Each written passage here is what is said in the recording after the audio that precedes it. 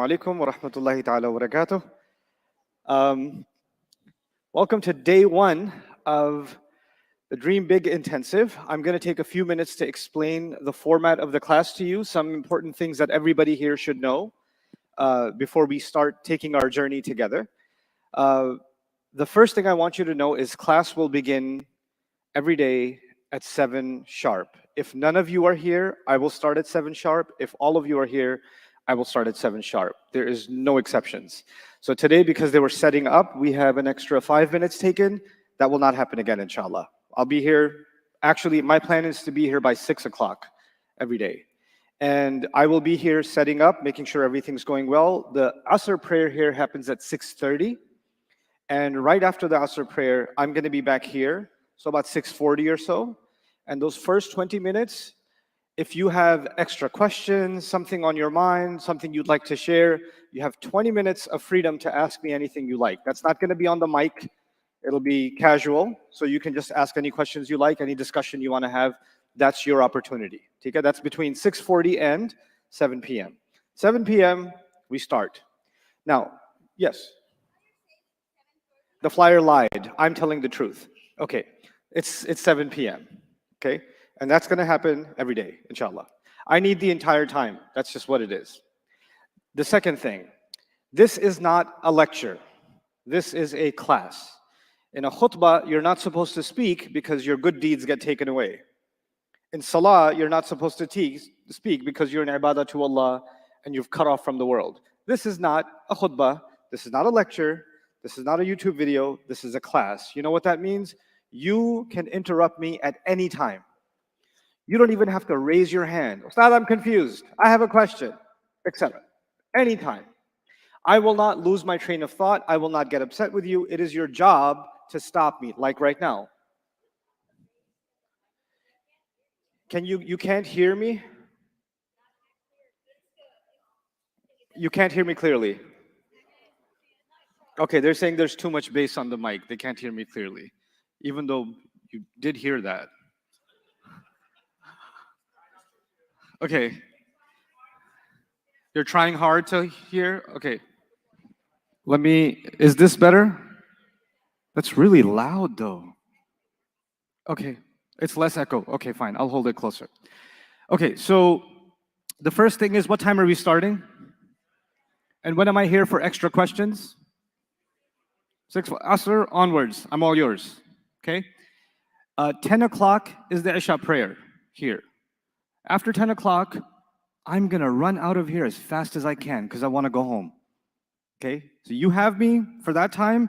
And then after that, after I pray Isha here, I'm going to jet to my car and drive back and go to sleep because I need to bring my best energy to you the next day, inshallah. Okay? Now, this is an Arabic class. What that means is your questions cannot be about mortgages and Islamic financing and nail polish and beard length and or halal meat or McDonald's. They cannot be about that. Why? Because this is what? An Arabic class, and my job is to do the best I can to teach you the curriculum that I've developed in the best possible way. So I have to be 1,000,000% focused, and I expect that from you. That's the second thing. The third thing, homework. This is important. You don't have any because I don't trust you. Even if I gave you homework, you won't do it. You know, when you give people homework the next day, the people that have a big smile on their face are the ones that are like, Inna lillahi wa inna ilayhi raji'un. I didn't do it. Many of you are working. Many of you have responsibilities at home. Making this sacrifice in the evenings is hard enough work. I do not expect you to have the time and focus to be able to do any homework assignments in this time. In fact, we're spending so much time together, this will feel like a continuous nightmare. I call it the dream program, but it's actually a nightmare. You feel like you never left. That's what it's going to start feeling like when you come back every day, okay? And there's plenty of review incorporated into the program already. So, the next thing, taking notes during the class. Taking notes. Don't take notes. Don't take, until I tell you to take notes, don't take notes. Some of you are You've never taken notes in your life. Your old notebooks from college and high school look like ancient drawings in a cave. That's what you were doing sitting in the classroom. Others of you, meaning the sisters, write everything down. You guys write everything down. You're like, if I sneeze, you write down Alhamdulillah. Like that's your chronic note taking. Stop. Because note taking sets your brain on dictation. You're just trying to capture every word. You're actually not thinking about what I'm saying. You're too focused on trying to write everything down because your anxiety that you'll forget later on. I understand your anxiety, and I've designed this course taking that anxiety into account. I will take much better notes than you for this class. And for every single day, I've taken really nice notes already. And I will share them with you every night. At the end of the class, you're going to get an email. All of you that are signed up, you're going to get an email, even the folks that are online.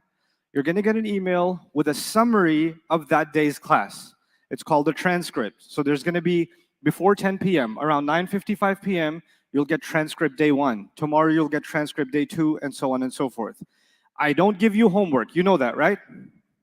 But casually, if you just read through that document the next day, first allow yourself to sleep, overcome the trauma of the class, allow yourself to forget a little bit, and then the next day, sometime before this class, if you just get a chance to read through that a little bit, it'll bring everything back.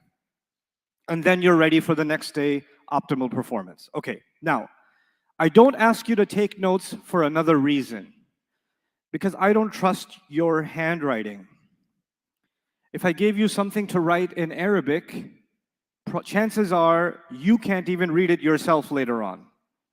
Because you wrote Bismillah ar-Rahman ar-Rahim and it looks like Mandarin. So anything that had to be written down in Arabic, I have already written it down for you. So you don't have to worry about that. Your focus is on concepts. That's what you're... So what am I doing in this orientation? I'm telling you all the stresses that you have to let go of. Because I need you focused on one thing, all your energy on one thing. And anything that gets in its path, I'm removing those obstacles from your path. Okay? Now, I told you don't take notes until when? Till I tell you. Why? Because sometimes it takes me 10 minutes to explain a concept. When I'm done explaining the concept, I will make you write down 2 sentences about that concept. 1 or 2 sentences. But because you have the background of those 10 minutes, that 1 sentence or those 2 sentences are enough for you to remember everything we discussed. You with me? If I gave you that sentence in the beginning, you have no idea what I just told you to do. But at the end, even that 1 sentence is the world. It'll be systematic for you that way, okay? Now here's some other important things. How many people have studied some Arabic before or tried? Okay, good. So how many people have studied with me before? A handful of you, okay. All right, so this is for everyone now. Just I wanted to get a gauge. You should be able to read the Quran in Arabic even if you don't understand it for this class. Even if your tajweed is not perfect, even if your ayn and your dad and your qaf are not perfect, you should still at least be able to read through the text. I will not be teaching you that. I'm building on top of that, right? So now I have to talk to you about what exactly we're going to be doing, and to understand that, I want you to know that there are 3 kinds of Arabic. Good, nobody's writing down. Okay, good. Spoken, standard, and classical. I just want you, don't write this down, just listen. There's 3 kinds of Arabic. What did I say here? Spoken, standard, and classical, okay? I'm gonna take that off the screen. 3 kinds of Arabic. Spoken? That's not the order I gave you, no. Spoken, standard, okay. English is spoken all over the world. But the English people speak in England is not the same as the English people speak in Scotland. And the English that they speak in Guyana, which is very different from the English that people speak in the West Indies, which is very different from the Americans. And the English people speak in Texas is very different from the English people speak in New York. I can tell you.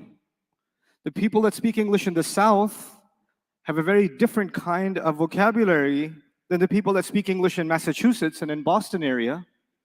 English goes through lots and lots of changes, doesn't it? Okay? Well, you know what?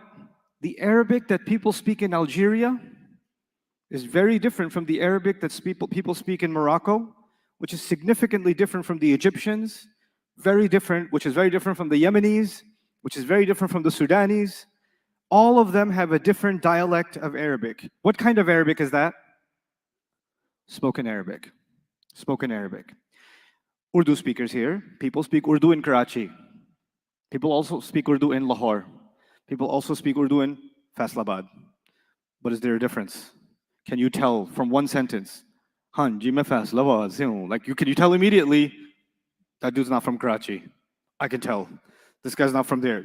From the English, you can just tell immediately, right? And from the Urdu, you can tell immediately. From the Arabic, you can tell immediately. That's spoken Arabic. Guess what we are not learning in this class? Spoken Arabic. We're not learning that in this class. There are many wonderful programs that teach that sort of thing across the United States in different universities. You can specialize in dialects. You can learn the Iraqi accent. You can learn the Egyptian Arabic. You can learn them. There are proper studies in that. However, we're also not going to be learning standard Arabic. Let me tell you what standard Arabic is. It's similar to standard English. An article written in the New York Times, and an article published by the BBC in England, and an article published in an Indian newspaper in English, and an article written in a Bangladeshi English medium newspaper or website are all what kind of English? Standard. Anybody can read that and understand it despite their differences in language. You understand? There's a common English. You can read a British author, you can read an American author, you can read a Scottish author, you can read an African author if they wrote their book in what? Standard English. That's the common English. So Arabic also has a common Arabic. That's the standard Arabic. That's the Arabic you find in newspapers. It's the Arabic you find on media channels, Al Jazeera, etc. That's standard Arabic. Okay? That's the Arabic you find in the beginning of the khutbah. Formal interviews, formal discussions, those are standard Arabic. Also, I will not be teaching you standard Arabic. I'm going to be teaching you the building blocks of something else called what? Very good. Classical Arabic. Classical Arabic. You know what that means? By the end of this class, you still cannot order some baklawa from an Arab restaurant in Arabic, because you can't use classical Arabic over there. Now, how many kinds of Arabic are there? And what are we going to begin to learn in this class? Classical Arabic. Now, let's take another step. Let me make this bigger. 4 skills. Question? I will explain. Good question. What is the difference between standard and classical Arabic? What is the difference between English today and English at the time of Shakespeare? Is there a difference? Over time, the expressions, the grammar, the sentence structure, did it go through changes? The base stayed the same, but some things were differently said and differently spelled in Shakespearean English that is no longer alive or relevant today, right? So you don't go to Starbucks and say, "Hast thou possesseth a grande?" You can't use that anymore because that English is for that time. You understand? So what happens to every language is over time, as the world changes and different societies interact and technology changes, language changes. In fact, that happened to English even now. Standard English now, if you say to somebody that the president tweeted something insane. The president tweeted something insane. If somebody said that 30 years ago, and they wrote a piece, the president tweeted something insane, would that make any sense? 30 years ago, 40 years ago, would it make sense? No. Why? Because the technology had an impact on the language. If somebody told you in the early 90s, hey, I saw your Facebook. I saw your Facebook. You would think they're a serial killer and they have a collection of cutout pictures of you, and that doesn't make any sense because the technology didn't exist, so these words did not exist, you understand? And the way we're using them didn't exist. The Arabic at the time of the Quran, the world was a certain way, and the Arabic was a certain way. Did the world keep changing ever since? And as the world kept changing ever since, do you think the changing world has an impact on language? Right? So the standard keeps shifting as the world shifts. When I say classical Arabic, I'm trying to take you back to the standard of Arabic before Islam won, before Islam became victorious. Because actually for language, before I go to this, before Islam became victorious, Arabic was preserved in the desert, wasn't it? And then when Islam became victorious, we started taking over Roman territory and Persian territory and Asian territory and African territory. And all these different cultures are now accepting Islam, and they're all learning Arabic. Maybe thousands or 1,500 years ago, people are learning Arabic like you're sitting here learning Arabic, right? Is their Arabic high level or is it low level when they're starting? It's low level. And over time, the overall sophistication of Arabic is going down. Because the majority of the people are not Arab. And they don't have the classical tongue. Just think of the way, what local languages do we have here? Call out some languages that your grandmother speaks. I want to hear the grandmother's language. What are they? Punjabi? Bangla? Gujarati? Pashto? Urdu? Kashmiri? Farsi? Tashakur? Anybody else? Anything? No other languages here? English? Tamil? Is it true that your grandmother's language was more sophisticated than the grandkids' language? Right? Did it change? Did they have a wider vocabulary? Did they appreciate poetry more? Did they have more grand words and verbs to use in their language? And we just became like lesser. So over time, language, what happens to it? It gets simpler. And the ancient language was more rich and more dense and more poetic and more philosophical. And the Arabs, they were out in the desert. They were out in the desert, in the middle of nowhere. And they had, you may have heard this before, the Arabs were really proud of their language. You ever heard that before? One of the reasons the Arabs were so proud of their language is they didn't have anything else to be proud of. What are they going to be proud of? What did they build? What Colosseum did they build? What pyramids did they build? Before Islam, what were the Arabs doing? They were Bedouins. And they had some empires that collapsed, but overall, the Arabs were an isolated people, especially in Hijaz. They were an isolated people. They were doing some trade, but they were no superpowers. They were not players on the world scene. So they were isolated. And they were in, what kind of a climate is Hijaz? What kind of an environment, natural environment is it? It's desert. In the desert, do you have a lot of scenery or a lack of scenery? You have a lack of scenery. You get to see the stars a lot. You get to see the desert, but not much else. So you know what happens in that environment? Your imagination is filled with the stars. Your imagination is filled with the desert landscape. You come up with 100 different words for the horse. You come up with lots of different words to describe a camel and a sword. Right? You have entire genres of poetry dedicated to the stars, naming each star. This is what they did because their imagination became wild because they were living in such an isolated kind of world, isolated kind of environment. When Islam won, did it stay like that? No, we became an international, multicultural, multi-continental religion, didn't we? So the language is getting affected, isn't it? I'll give you as a joke, but it's reality. Some of the worst English spoken on planet Earth is spoken in New York City. It was also spoken in London. Some of the worst on earth. You know why? Because these cities became cultural centers where people from all over the world flew in. So they were all learning English as a second language. And so the overall English went down, and it keeps going down, it keeps going down. Some of the worst Arabic you will ever hear in your life is in Makkah. Some of the worst Arabic. Why? Why is the worst Arabic in Makkah?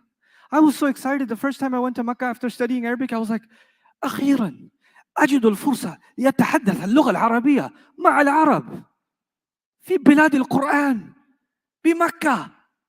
And I go and I see a Senegalese woman arguing with a Bangladeshi customer at one of those shops, and the Bangladeshi guy, and she's Arab, she's Senegalese, he's Bangladeshi, and she's saying to him, "Panch riyal, panch riyal, panch riyal." What's going on here? And then I went to an Arab. I didn't know where to go. I lost my way. Couldn't find the hotel. Couldn't get data on my phone. I said, "Ain al-funduq?" He goes, "Intaliq sida." See, that's not Arabic. When I say classical, I mean the Arabic before Islam became victorious. Basically, Arabic before it got contaminated by other cultures. You understand? And actually, this was one of the most important preservation movements in early Islam. We didn't just preserve the Quran, we didn't just preserve Hadith, we actually made an equally powerful movement to preserve the Arabic of the desert. Not the Arabic of Baghdad, not the Arabic of Kufa, not the Arabic, in Basra, but the Arabic in the Hijazi desert. How are the Bedouins talking? How do they use that word? You may have heard romanticized stories about scholars who spent 20 years traveling the desert to seek ilm. One of the ilm they were seeking, one of the knowledge they were seeking is just to sit around and watch people talk. Just so they can document, they use that word this way, they use this word this way, they use this word this way. And we documented entire lexicons like Lisan al-Arab and Al-Bahr al-Muhit. One day you'll get there. So what happens when you study a word in the English dictionary? You study a word in the English dictionary, you go to the dictionary, it tells you what it means and how many ways you can use it. When you go to an Arabic lexicon, you'll see the word, and then you'll see the way the Arabs in the deserts used to use it. And then somebody found a poem in which they use that word and the different variations of that word. You get an entire story of that word. Every word becomes a story. That's what kind of Arabic? Classical Arabic. That's classical Arabic. And standard Arabic and classical Arabic have a millennium and a half between them. So they have many things in common, but many things are also what? Different. Many things the base is the same. The base is the same, but classical Arabic is much more rich. Yes, question.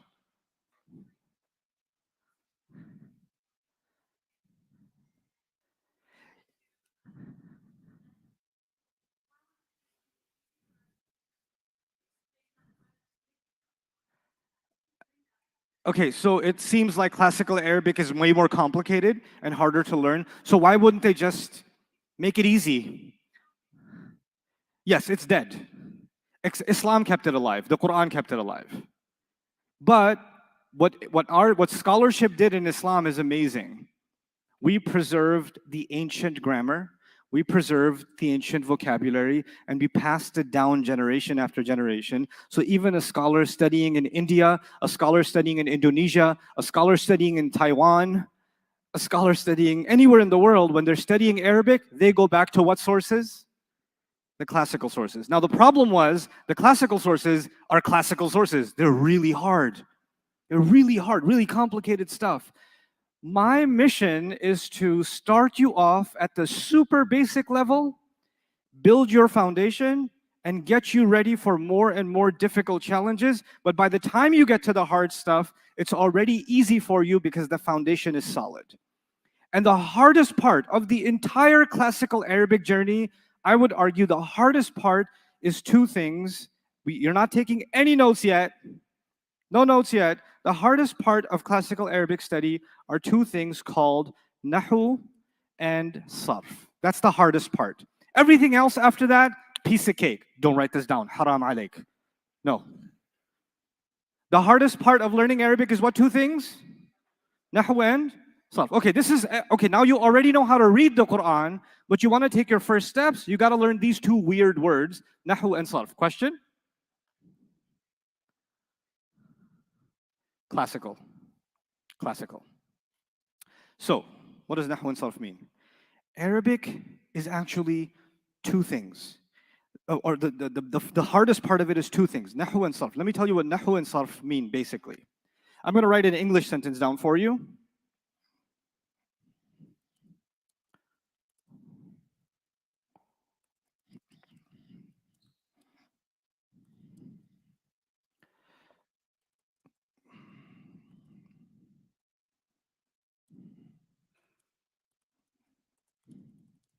Okay.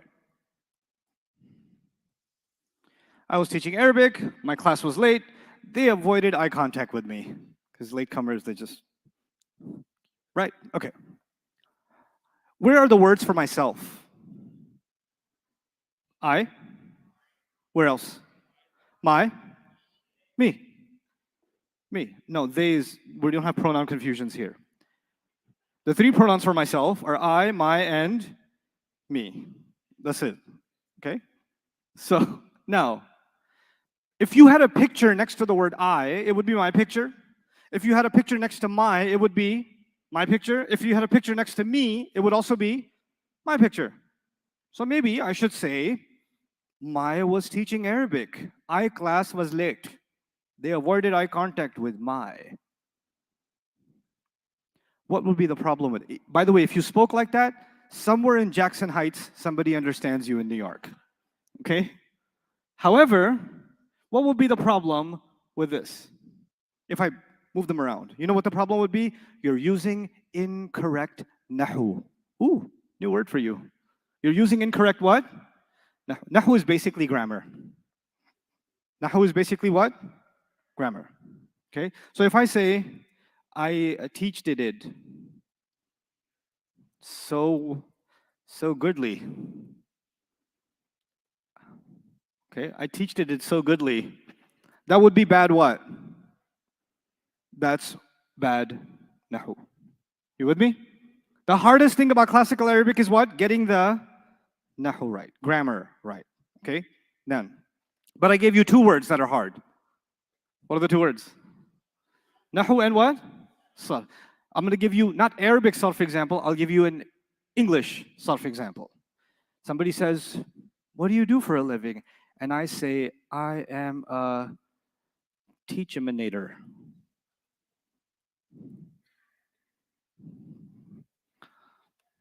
What should I have said? I'm a what? Teacher. Well, the word is teach, and if you do the act of teaching, you become a teacher. But I had just seen when I was influenced by the movie Terminator, so I wanted to become a teachaminator. Okay? Or somebody says to a scholar, what do you do? And he says, I am an academician. You could be an academic, or you could be an academician. You know what that is? That's not bad nahu. Well, you know what that is? That's bad what? That's bad sarf. The word should have been academic, but you're making it into academician and teachaminator. You with me? Sarf means there's a system by which you create new words. And you have to learn that system to know when are you going to use teacher and when are you going to use academic. You with me? That's a problem of not nahu, but a problem of sarf. So nahu is more about the sentence, isn't it? Nahu is more about the sentence, and sarf is more about the word. Right? Using the right word would be sarf. Using the right kind of word in the right kind of sentence, that would be what? That would be nahu. Okay, nahu. Nahu is how do you use the right word in the right place, in the right sentence. So it's more focused on the sentence. Okay, now, last part of the introduction. This has been long enough of an introduction. 4 skills to learn any language. I'm going to take your vote on this. There are 4, there's no 5th. I want to hear from you. What do you think are the 4 skills? If you had them, I would say you know that language. Okay, I'll say listening comprehension. Not just listening, but listening, because you could listen to an Arab talk to you and you'd be like, I mean, you're listening, but without comprehension. So I would say the first one is what? Listening, comprehension. Okay, second one? Reading, because you're reading Quran right now too, right? Thank you. Reading with comprehension. Isn't it? Because reading without comprehension, mashallah, the ummah is very good at it. We're very good at it. Okay? What do you think the third one is? Speaking, I would say properly. Because you could come up with some mixed salad of Arabic and say, you know, just whatever words you know in Arabic, you could just say and say, I speak good Arabic, brother. You want to say, I need to go to a hotel. Mashallah, alhamdulillah, hotel, haza, wa inna lillahi wa inna ilayhi raji'un. I said it in Arabic. So you could make word salad, but you're not speaking. I'm saying speaking what? Properly. Yes, young man? Ah, very good. Writing properly. Excellent job. Writing properly. That's it. 4. 4. Listening comprehension, reading with comprehension, speaking properly, and writing properly. Okay. So if you were learning Spanish, these 4 skills, you're good at Spanish. You have these 4 skills in German, you have these 4 skills in Farsi, Arabic, doesn't matter. These are the 4 skills. If you go to any university and get a degree in a language, what skills will they focus on? All 4. Isn't that true? How many people here in the computer science or the tech industry at all? Okay, here's a question for you. 2 of these are data input and 2 of these are data output. Can you tell me which 2 of these are data input and which 2 of these are data output? Yes, young man?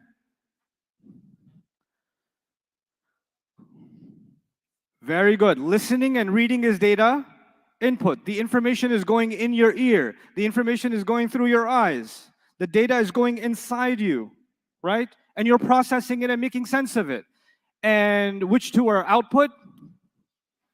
Speaking properly, you have to produce a sentence. You have to come up with something yourself. And writing, you have to come up with something yourself. You with me? The first 2 are what?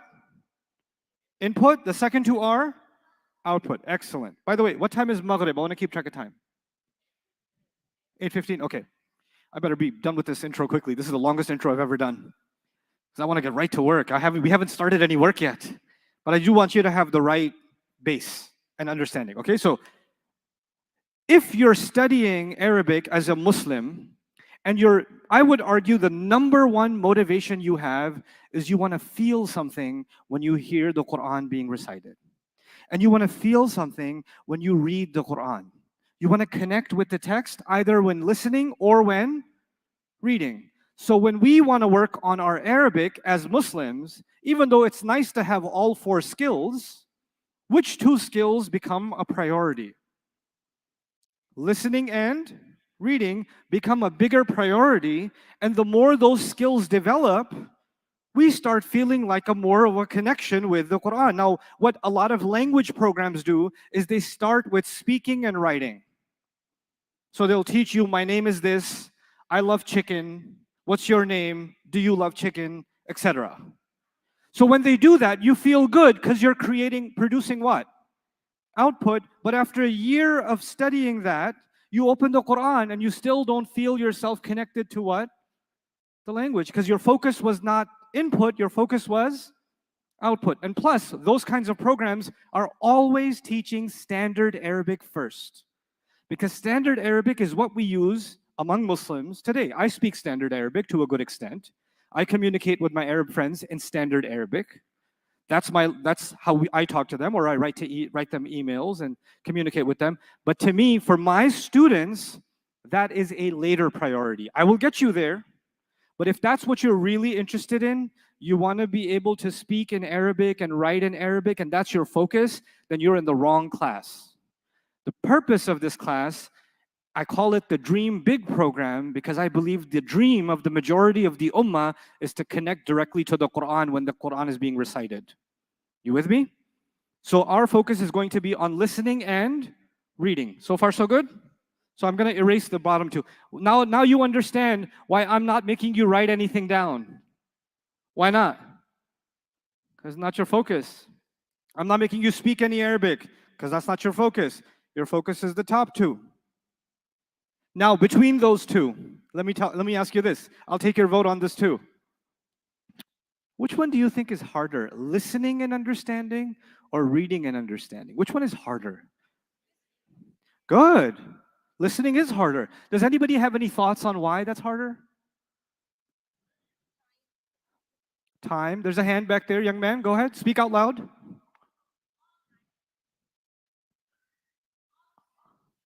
What did he say? They can't hear me? They talk weirdly?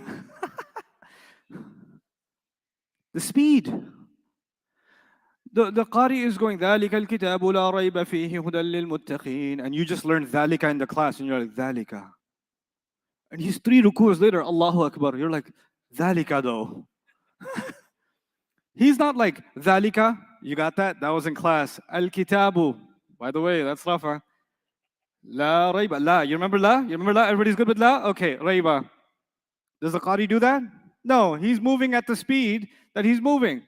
And you can't keep up because you're still taking the time to process. Your processor is still slow. But when you are reading, who decides the speed? You do. Dhalika. I'm just going to stay here for a little bit. Dhalika. Okay. Let me open up my notes. I got this. Next word. By the time the Taraweeh is over, you're done with ayah number 1. Right? So I'm not concerned with listening too much yet. I am more concerned with what? Reading. Because once your reading gets really good, naturally, you know what's going to start happening? Your listening is start to get good. It's going to start to getting better and better. So we started with 4 skills, and we're down to what? 1, which makes our ability to focus in this class all the more easy. Well, let me ask you, I've been talking about a lot of things, but this is a class, not a khutbah. How many kinds of Arabic are there? What are they? Spoken, standard, classical. Which one are we going to start to learn? Good, classical. What are the hardest things to learn about classical? Nahu and sarf. One of these is about how a word is spelled. About how a word is spelled. Which one is that? Good, sarf. One of these is about how a sentence works. That's nahu. Nahu is, by the way, harder than sarf. Nahu is harder than sarf. Sarf is a piece of cake. Nothing. Okay? I'm going to focus most of our energy on nahu in this class. Most of it. Now, we get to the class itself. What time does it begin? 7 o'clock. What time is open free review? 6:40. What am I emailing you every day? Transcript. Good. Now we can start class. Again, no writing yet.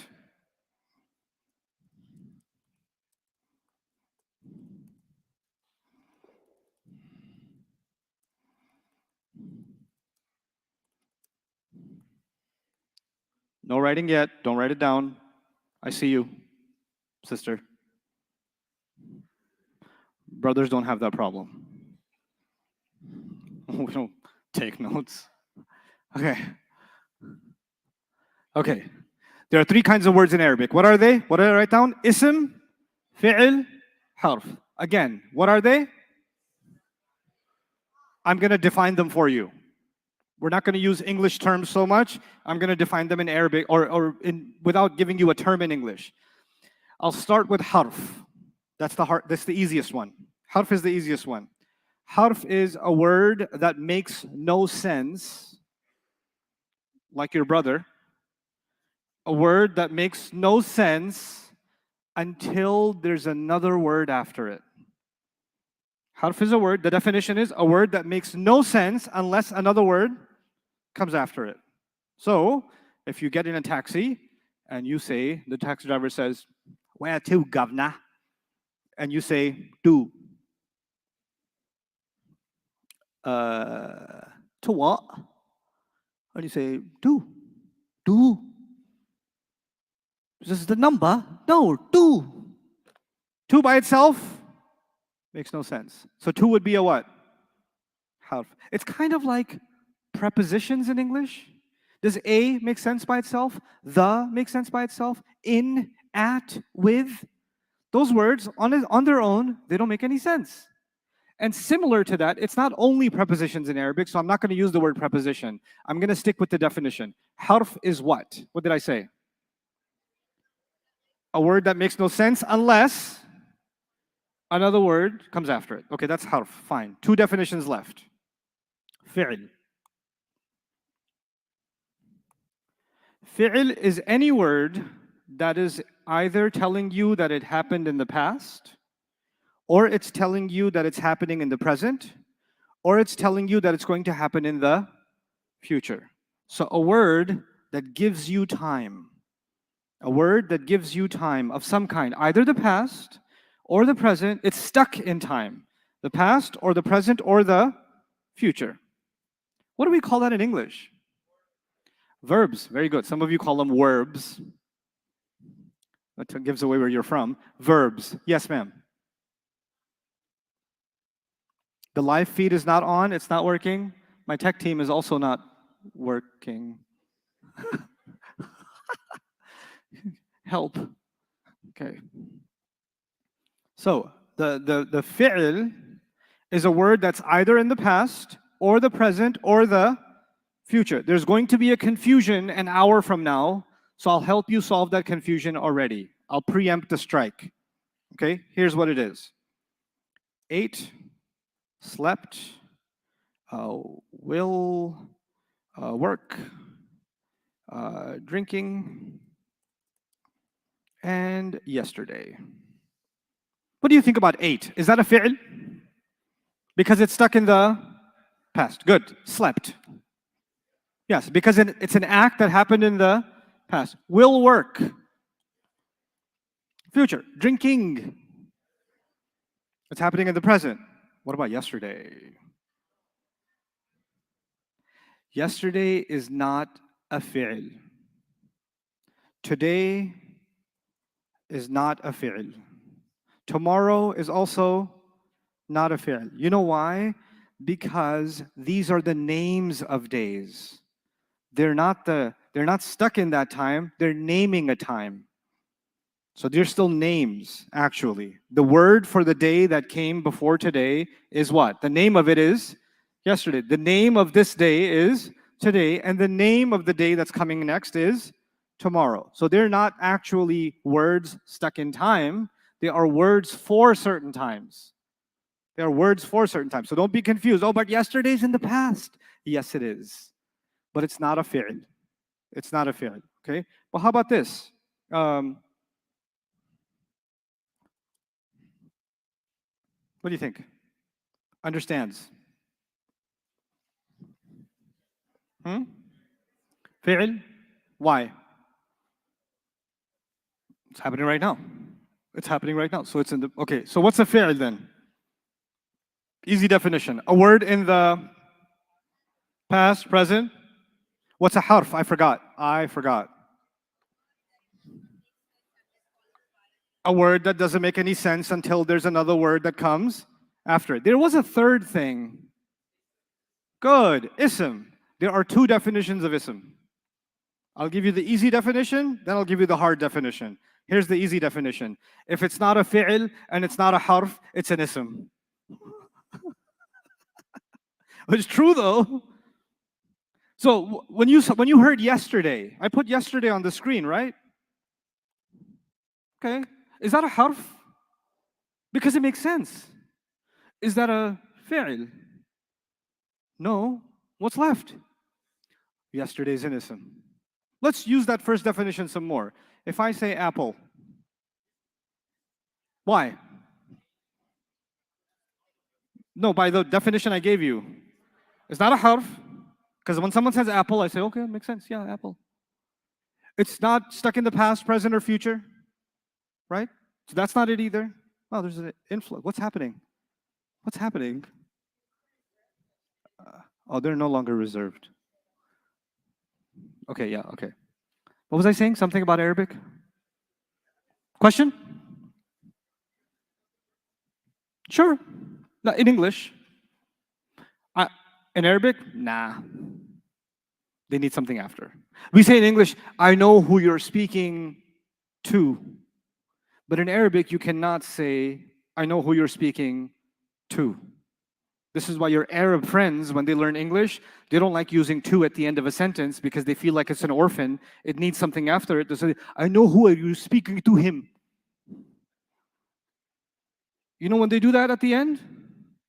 What you are talking about it? When they do that, it's not because they speak bad English, it's because they're thinking in Arabic, and in Arabic, you can't just say about and just say nothing. It makes no sense. You have to put something after it, so say about it. Okay, so they add that pronoun. Now, tell me about the apple. Is it a harf? Is it a fi'l? Somebody says, no, but I ate it yesterday. That's in the past. My apple is in the past. No. No, that's your story doesn't matter. So apple must be a what? Good, must be an ism. Now let's look at the hard definition of ism. Again, no writing down yet. No writing down yet. Ism could be a person. Third grade English. Ism could be a person, place, thing. We're going to keep going. Idea, adjective, adverb, and more. Oh, that's a long definition. Let's go through it. Person, place, thing, idea. By the way, person, place, thing, idea, that's what they call a noun in English. They call that what? A noun. Should I call ism a noun? No, because if I called ism a noun, it would only be those four things. But is ism those four things? No, ism is a person, a place, a thing, an idea. What else? An adjective, an adverb. It's okay if you don't know what an adverb is. I know for many of you, English class was like dental surgery. It's okay. I'll explain. Don't worry. Just look at the word right now. Don't be intimidated. Even adjective, if you know what an adjective is, that's fine. And on top of that, there's also another one, and more. Even more. So ism is a lot of stuff. Actually, ism is pretty hard. But let's make sure we understand. Let's give example of person. So we have something in our head. Person, call it out. What's that? That's very creative. Really thinking out of the box. Person, come on. Muhammad, very Islamic, very good. Sallallahu Alaihi Wasallam. Adam Alayhi Salam, good. Place, I know, Makkah, I got that. Anything else? Masjid, of course, of course. Houston, my favorite place. So sweaty, huh? China, okay. Okay, Tyler, you said Tyler, I know. You did, okay. Toilet, oh. It's that way, you take a left. Thing, yo-yo, I like it. Book, chair, car. For some people, their car is a person. It happens. Okay, here's the hard one. Idea. Islam is an idea. Very good. What else? Huh? Education? Education is an idea. Very good. What else? Which ism? Secularism? Secularism. Okay. Young man all the way in the back. Give me an idea. Hadith? Cool. Idea. Yes. Christianity. Any name of a religion. It's an idea. It's a set of ideas. Sure. But what else? Yes. Sports. Yeah, I could take that. Yeah. Science is an idea. Very cool. Yeah. Theory is an idea. It can also be sleeping, drinking. It's the idea of it. The thing where you get stuck with idea, let me give you something. Most ideas, many ideas, not all, but most ideas have some kind of a shun at the end, like education and submission and fruition and tuition. Yeah, I'll get to that. And they can have an ance at the end, like acceptance and tolerance, right? They'll have that, right? Sometimes they have what else? If they start with a to, like to eat or to cry, those are ideas. To cry, to because it's a combination of words, but that's an idea. And the tricky thing is, many ideas can also be with an ing. But the problem with the ing is we already used ing before somewhere else. Where did we use it? Fi'l. So now let's look at this. I am eating, right? And I love eating. Okay? I am eating and I love eating. Which one of these is a fi'l and which one of these is an ism? The first one is a, how do you know? Present. But I love eating, it's an idea. How will you know? If it's still confusing to you, I have a solution for you. If you see an ing word and you can replace it with ice cream, if you can replace it with what? Ice cream, then it's an idea. So if you say, I am ice cream, and you agree with that, see me after class. I know a couple of psychologists in the area. But if you say, I love ice cream, does that make sense? So the English language is a little weird. Sometimes the ing is a fi'l, and sometimes the ing is an ism. So if I say, they went, they hated hiking. What do you think? Huh? Ism? Sure. Sure. Why? Because you could put ice cream and they hated ice cream. What kind of evil people would do that? But they do. Some people do that. They hated ice cream. So yes, ing will be confusing. And sometimes you say, well, Ustad, it's an ing. It's a fi'l. And I say, no, this is one of those ice cream ings. So we'll call those the ice cream ings, okay? So sleeping could be, if I just gave you sleeping without any context, what's your answer? If I say, is this an ism or a fi'l or a harf? What would your answer be? Could be a fi'l, could also be a ism. You with me? Okay, let's see whose memory is really good. An ism could be a, that's one, that's two, idea, adjective, nice. Anything more? Okay. We did person, we did place, we did thing, we did idea. Now what are we going to do? Adjective. A blue car, what's the adjective? A large hall, what's the adjective? A loud microphone, what's the adjective? An old house, what's the adjective? Good, good. Colors are adjectives, size is adjectives, numbers can be adjectives. 50 people, 50 is the adjective. You with me? And so adverbs or adjectives are just descriptions, aren't they?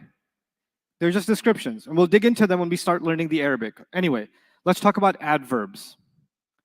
Adverbs, don't write this down, are all the Lees except Bruce.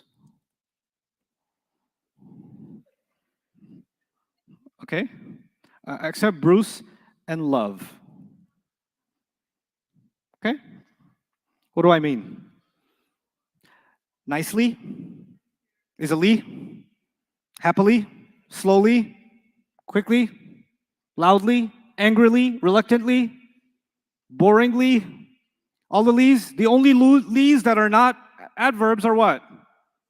Bruce Lee and lovely. You know why? Bruce Lee is not an adjective because Bruce Lee is a Well, they're all isms, but Bruce Lee is not an adverb because Bruce Lee is a person, and lovely is not an adverb because lovely is an.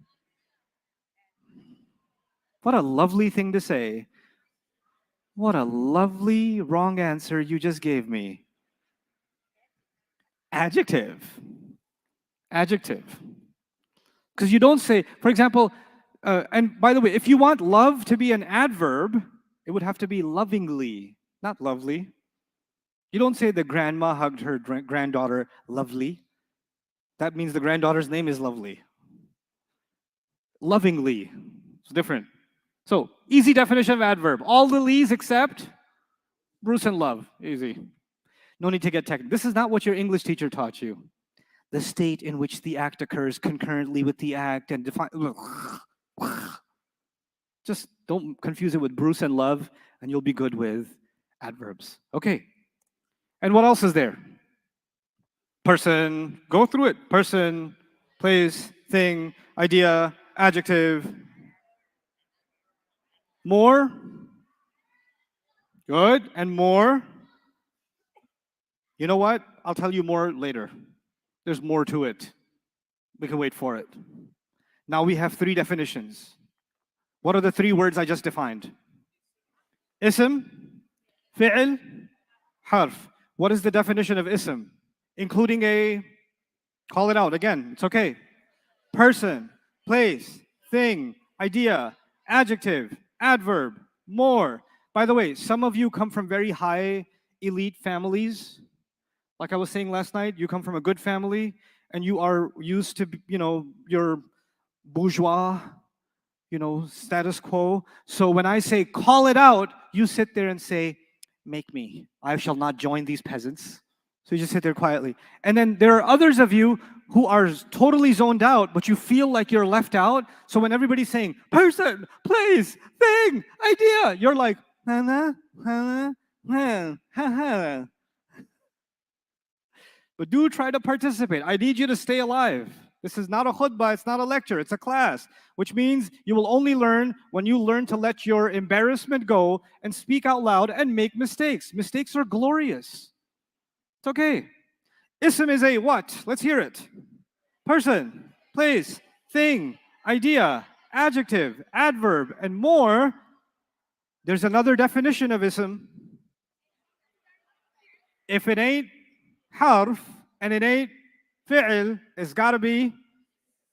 What's the definition of fi'l? Any word that happened in the past, or is happening in the present, or happening in the future. There's another definition of fi'l. If it ain't a harf and it ain't a ism, it's got to be a fi'l. What's a harf other than your cousin? A word that makes no sense unless there's another word after it. What's the other definition of harf? If it's not an ism, it's not a fi'l, it's got to be harf. When I open up the Quran, I start with the Fatiha, I end with an-Nas. Every word I read in the entire Quran is either an ism or a fi'l or a harf, and that's it. There's nothing else. There's no fourth kind of word. Every word is either an ism or a fi'l or a harf. You with me? If I say praise and thanks belongs to Allah. Praise and thanks belongs to, in English. Can you tell me what praise is? Because it's a what? Okay, ism is lots of things. Which ism is it? It's an idea. Very good. What's and? Why? Can't make sense without anything else. Thanks. Idea. Very good. Belongs. Fi'l. Why? It's in the present. Okay, to Allah. And we don't use the word person for Allah, but Allah is the being, the ultimate being. So Allah would be also what? An ism. Yes. With me? Okay. Can you label it for me? What's the ism? What's the fi'l? What's the harf? What's going on here? I is what? I is an ism because I is a person. Good. Seek. That's a fi'l because it's happening right now. Okay, good. Forgiveness. It's an ism. What kind of ism? Remember, from now on, it's not enough for me that it's an ism. I need to know what? What kind of ism? Is it person, place, thing, idea, adjective, adverb, or is it one of those more guys? Which one is it? Okay. What about from? Good. What about the word Allah? You guys are doing well. In the next 10 minutes, I'm going to change your life. Inshallah. If Allah permits. Here we go. Can you guys see that? Okay, I'm going to make it a little bigger so everybody can see it more clearly. There are 3 words in every sentence. You don't have to know this, no writing down. This is a mental exercise. There's 3 words. Allama. You see allama every time or no? Okay, allama means taught. Allama means what? Taught. What kind of word is allama? Fi'l. Very good. Why is it a fi'l? Because it's in the... Good. Allama is a fi'l. Everybody clear? Okay. Ad-dars means the lesson. Ad-dars means the lesson. What kind of word is the lesson? An ism, because it's an idea. Good. Everybody clear? If you have questions, throw them out. Allama is what kind of word? Fi'il. Ad-dars is what kind of word? Ism. Al-ustad, I use that word because you use that word for me all the time. Ustad means what? What does it mean? Teacher. What kind of word is that? So there's 2 isms. What are the 2 isms?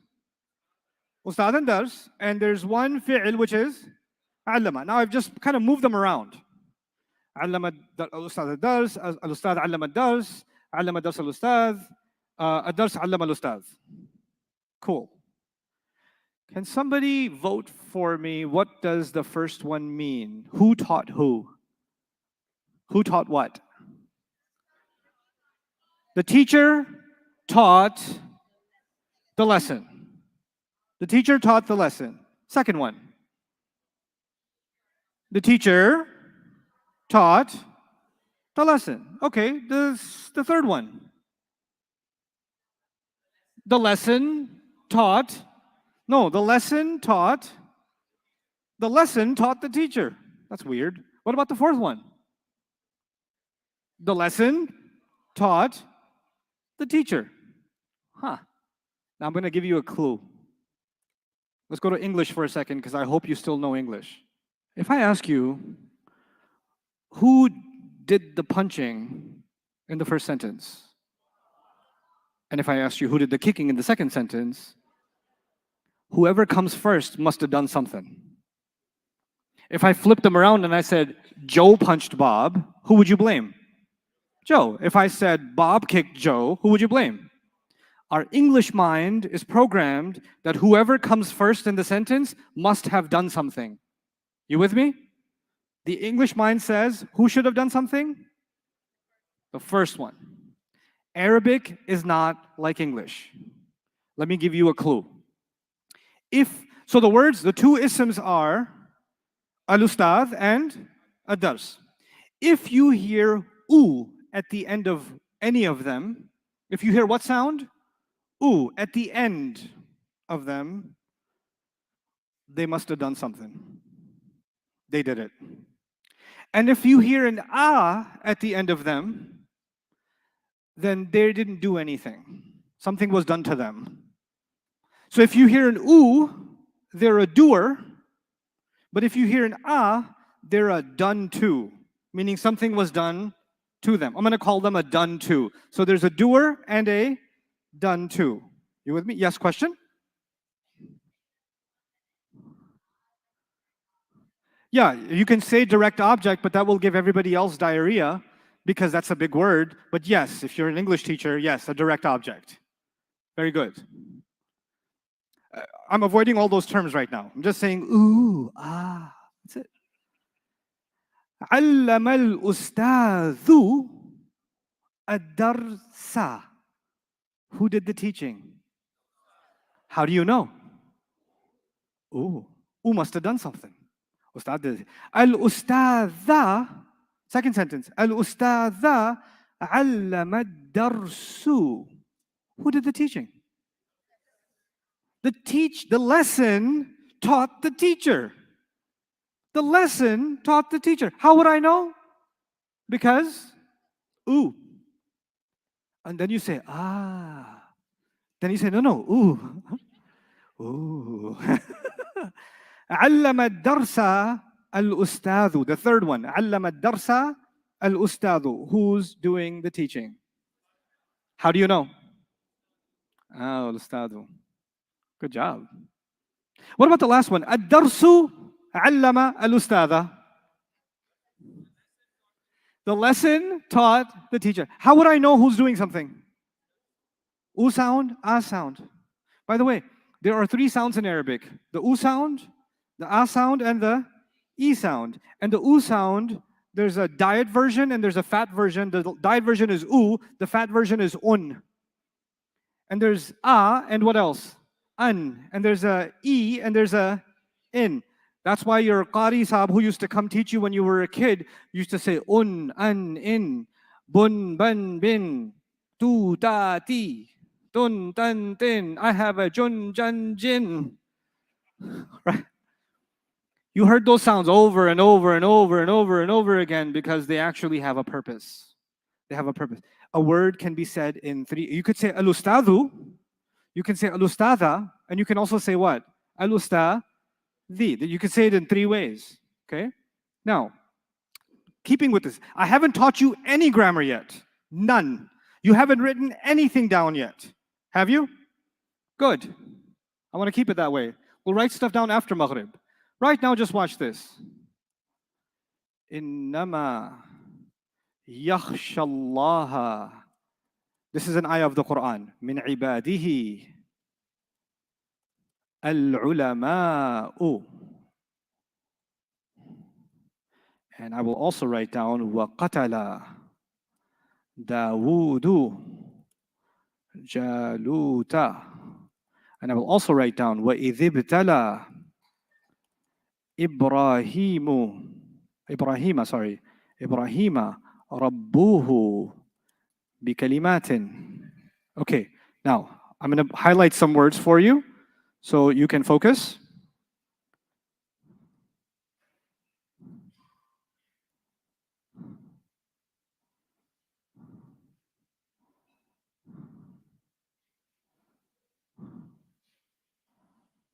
Okay, let's do this exercise together. إِنَّمَا يَخْشَى اللَّهَ مِنْ عِبَادِهِ الْعُلَمَاء. The 2 words that I've highlighted are isms. They are what? Isms. One of them is the doer. I don't know the whole ayah. I don't know enough Arabic yet. But one of them is the doer, and the other one in the sentence is serving as a done to. Which one is the doer in the first line? Is it Allah, or is it the word Allah, or is it al-ulama? What's your proof? Ooh. Let me tell you what the ayah means. People of knowledge truly, people of knowledge among His servants truly fear Allah. People of knowledge among His servants truly fear Allah. Who does the fearing? The people of knowledge among Allah's servants. Who do they fear? Who's the fear done to? That's why the word Allah is Allah. Ha. Now, if somebody says, what's the reason for all these ah sounds? I can say Allahu. What difference does it make? Does it make a difference? Every haraka makes a difference now? Geez, that's a pretty kafiri thing to do on the flip side, isn't it? Okay, let's try this one. Well, there's 2 people that are mentioned, Dawood and Jalut. Qatala means killed. Qatala means killed. Wa qatala Dawudu Jaluta. My question is, who killed who? Dawood killed. If I say wa qatala Dawuda Jalutu, I just changed history. Well, that's why your Hifz teacher used to slap you a good one on the back of your head when he said, وَقَتَلَ دَاوُودَ جَالُوتَ. You killed the wrong one. Okay, let's try the last one. وَإِذِ ابْتَلَى إِبْرَاهِيمَ. Everybody knows what Ibrahim means. I don't have to translate Ibrahim. And everybody here knows what Rabb means. If I need to translate Rabb for you, see me after class. I'll introduce you to Islam. Okay? Is Ibrahim the doer, or is Rabb the doer in the sentence? Rabb is there. How do you know? Rabbu. You with me? وَإِذِ ابْتَلَى إِبْرَاهِيمَ رَبُّهُ, when his master, his Rabb, tested Ibrahim. Who did the testing? Allah did the testing. So Rabbu. Who did he test? Who was the test done to? Ibrahim. You with me? Make a little bit of a mistake. And what's going to happen? Kufr. Shirk. It's pretty bad. That's pretty bad. You with me? So in English, how do you tell who did something in English? Whoever comes first. In Arabic, the Arabic language doesn't depend on the order of the sentence to give you the meaning. The Arabic language manipulates what? The end of a word. The end of a word. Now, I'm just going to, before your break, because I don't want you to have a breakdown in the salah. Yes, your question. No. No. This is, I've given you a drop. And then if you say, is this the way you swim in the ocean? No, wait. I just sprinkled a drop on your face. Don't jump in the ocean yet. You will drown. I don't want you to drown. So I'm going to tell you this. U does many things, including being the doer. Does many things, including being the done to. So don't think it's the only thing it does. It's one of the many things it does. As we learn more, we'll learn the other things too. So with that, I'm going to give you your first break. Go enjoy Salah. Bismillah wa salatu wa salamu ala Rasulillah wa ala alihi wa sahbihi ajma'in.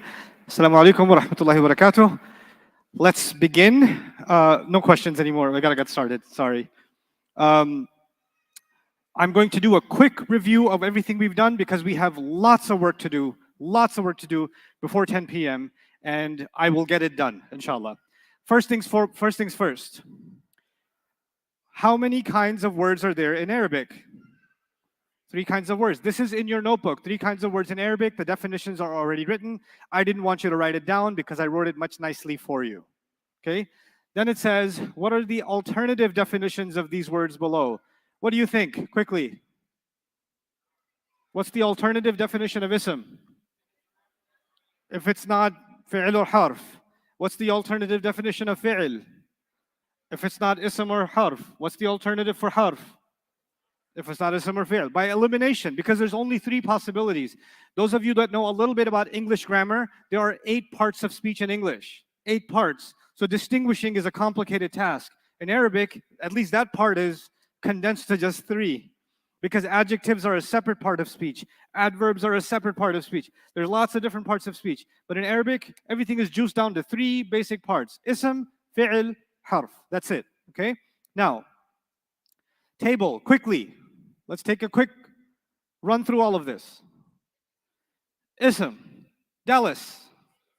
Ism, jumps. I would argue, and somebody has to give me an example, I would argue I can use jumps as a fi'l, but sometimes I can use jumps as an ism. Can you give me an example of how I can use jumps as an ism? He jumps over the fence as a fi'l, because he does it right now, or in the present. But I want to use it as an ism, yes. Huh? He can do jumps. Very good. He can do jumps. Or he did 10 jumps. Or the coach in the gym says, give me 15 jumps. Those are going to be ism, right? So be careful. Just because you see an S. By the way, this happened with another kind of word, where it could be an ism and it could be a fi'l. Which kind of words in English was that? ING words. S words can be like that too sometimes too. Okay? From. Harf. Good. On. Harf. Good. A. At. Cake. Good. Ism. Ism. Country. Country is a harf because it doesn't make any sense to you. Country music makes no sense to you. I'd sell my tractor for you. Okay? Okay, but it's an ism. America. I'm going from the bottom up. America.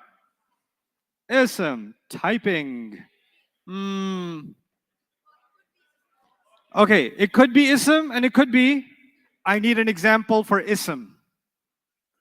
I need an example for ism. I love typing. You took my ice cream example and you stuck with it. I like it. I love the commitment. I love typing. Or typing is easy. Okay? Typing is a good skill, etc., etc. All of that is okay. That's an idea. So it's an ism. Give me the word typing as a fi'l. I am typing. Good. What's your example? He is typing. Good. I like it. He is typing.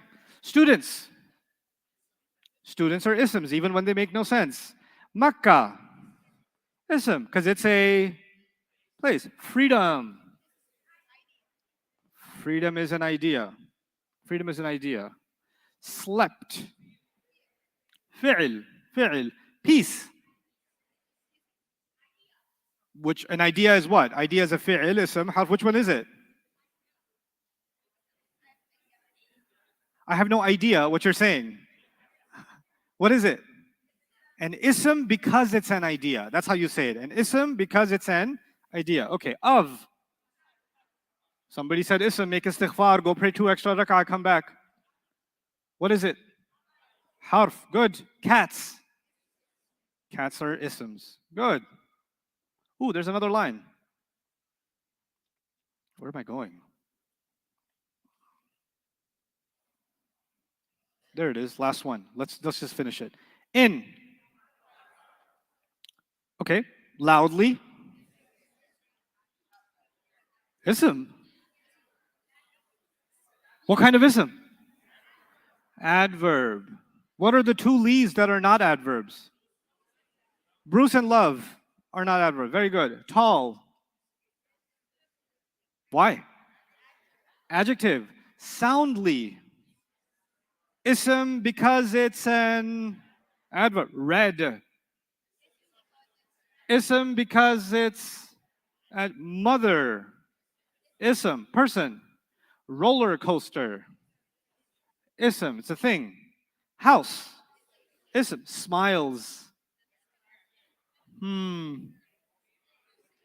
Could be ism, could be fi'l, but you got to give me examples again.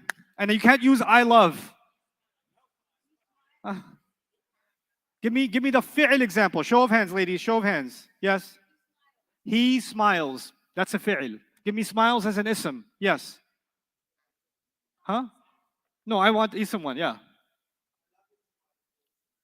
You said I love smiles? I said don't use I love. There are so many smiles in this room. Ooh, like it. That's dramatic. Good. Okay. Smiles are part of? Smiles are part of the uniform? You took my smile away with that weird. Okay. Customer service. It's a slogan, customer service. That's what, the difference between airlines, Western airlines, and like Muslim country airlines is the flight attendants in Muslim country airlines are really scared to lose their job. And you can tell. So they're like, hello, I'm your flight attendant. I will do anything you ask me to get. And I will do and they have this zombie smile on their face. And in Western nations, they don't care if they lose their job. They're all unionized. So they're like, you want water? You're going to have to wait.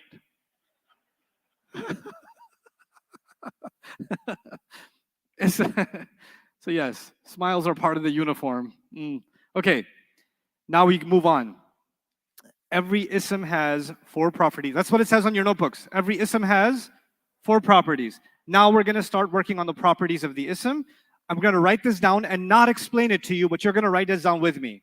Number 1, over here. Number 1 in your notes is status. Status. Number 1 is what? Status. Okay? Number 2 is number. Number 1 is status. Number 2 is number. And number 3 is gender. And number 4 is type. I will say that again. Number 1 is status.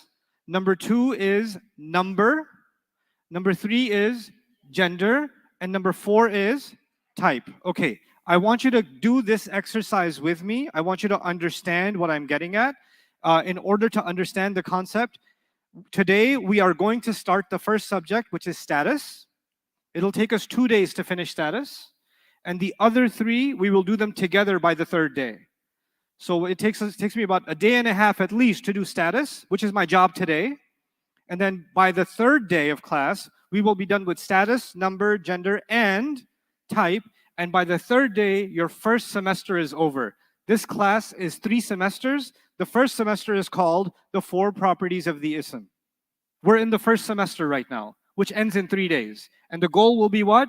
4 properties. What are the 4 properties? Status, number, gender, and type. And the hardest one is status, which is why we're doing it first.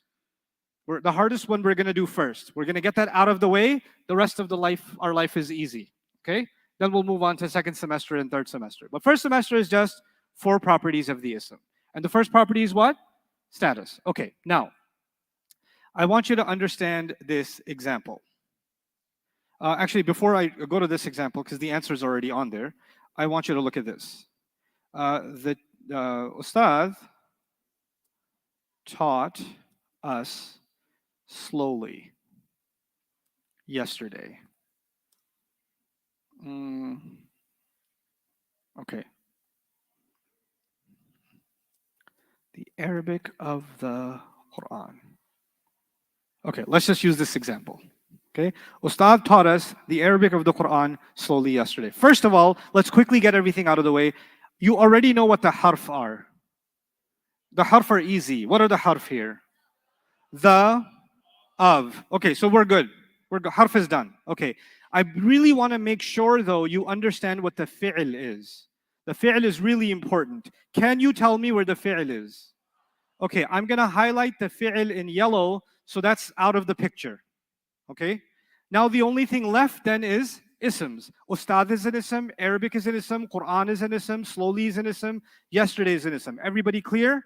All the rest is isms, right? Now, any ism in Arabic has a label. Okay? A status label. It's called a status label. The status label is either, in simple language, either it is the doer, either it's what? The doer, or it's some kind of a detail. So it's the doer of the fi'l, or some details about the fi'l. That's 2. And sometimes it's whatever comes after OF, of. So there's 3 labels. The doer of the fi'l, the doer of the fi'l. So what's the fi'l here? Taught. So if you want to find the doer of the fi'l, you ask yourself, who did the teaching? Okay, that would be ustad. The detail of the fi'l will be, who did he teach? Give me some details. Who did he teach? Okay, what did he teach? Arabic. How did he teach? When did he teach? All of those are details. Who did he teach? What did he teach? Where did he teach? When did he teach? How did he teach? If I say, yesterday, inside. I added another detail, didn't I? And each detail answers a different question. One detail is, who did he teach? One detail is, what did he teach? One detail is, how did he teach? One detail is, when did he teach? And one detail is, where did he teach? So who, what, when, where, how, right? And there can be even more, like why did he teach? It could be that too, okay? Now, what I want you to know is that whenever the question is formed, the word teaching has to be there. Because when I say doer, I mean doer of the fi'l. And when I say detail, I actually mean details about the fi'l. But let me ask you another question. So let me put these list of questions. Who taught? That's my doer, isn't it? What did he teach? Where did he teach? Give me more. When did he teach? Okay, what else? Where did, oh, no, how did he teach? Okay? And we didn't do why in this sentence, but it can be there. Okay, so we've got who, what, where, when, how, right? But is the word teach always there?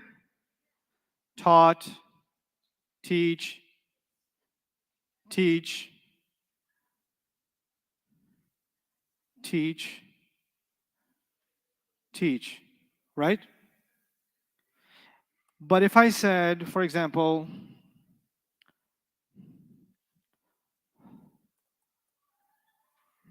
I'll change it a little bit. Ustad taught us the book of Allah slowly yesterday. If I say that, and then I ask another question, whose book was it? Whose book was it? Is that a question about teaching? So don't just make any question and call it a detail. The only questions that can be called details are questions directly about the fi'l. They have to be about the fi'l. Whose book was it? That's not a question about the fi'l, is it? So that's not a detail. Okay? Now, every time you have a doer, we're not going to call him doer anymore. We're going to call him, what just happened? We're going to call him rafa'. Anytime somebody's a doer, we're going to call him what? Rafa'. That's a new word for you. No notes yet. I'll give you really good notes. Trust me. Every time you find a doer, what are you going to call him? Rafa'. Every time you find a detail of what? I keep saying it. Detail of what? Detail of the fi'l. Every time you find a detail, you're going to call it nasb. You're going to call it what? Nasb. And every time you find any word after OF, Book of Allah, Messenger of Allah, the religion of Islam, okay, the community of Muslims, anything that comes after OF, we're going to call it jar. 3 words now. What are they? Rafa', nasb, jar. Rafa' is for doer. Nasb is for what? Details. And jar is for what? After of. Now go to your text and let's look at this. Where's the fi'l? In the first one, a teacher entered the classroom. Where's the fi'l? You got to find the fi'l first for this exercise. You have to find the fi'l first because the fi'l will base all your questions. So who did the fi'l? That's why there's an R on top of it. What's the R for? Now you see why the R is there. What is the classroom doing here? Is it answering a detailed question? Is it a question about the fi'l? Can you construct the question for me? What did he enter? Where did he enter? So that would be a what? According to my discussion. That would be a nasb. A detail would be a nasb. The doer will be rafa', the detail will be nasb. Okay. A student of his was sleeping soundly. Who was doing the sleeping? So the student must be rafa'. Of his. Of his. Whatever comes after of will be jar. Jar. Jar. You could be a little California head. That's jar. The first one's rafa'. Second one's jar. Okay. His is jar. Okay. Was sleeping soundly. That's how was he sleeping? Soundly. So that would be nasb. Why didn't I label sleep was sleeping? Why didn't I label was sleeping? Because this whole exercise, we don't label the fi'l. We only label the ism. We're only labeling the ism. Don't label the fi'l. The questions are based on the fi'l, but the fi'l is not the one that gets labeled. You with me? Let's do another one. The teacher threw a pencil. It's a story from my life. I was the student sleeping soundly. The teacher threw a pencil. Who's the rafa' here? Explain to me why. The answer is there. I don't care about the answer. I care if you understand the answer. He's the doer of throwing. So he's rafa'. What did he throw? That's a detail about what did he throw. So that would be nasb. Okay. The teacher's student woke up suddenly. Ooh, that's a hard one. It says the teacher's is J. What's J for? But that's not what I taught you. I taught you to find a J, what has to be there? It's as if the textbook is saying there is an of that's there. How dare the book say that? Because you can say the student of the teacher. So in English, sometimes they get rid of the of and flip it around.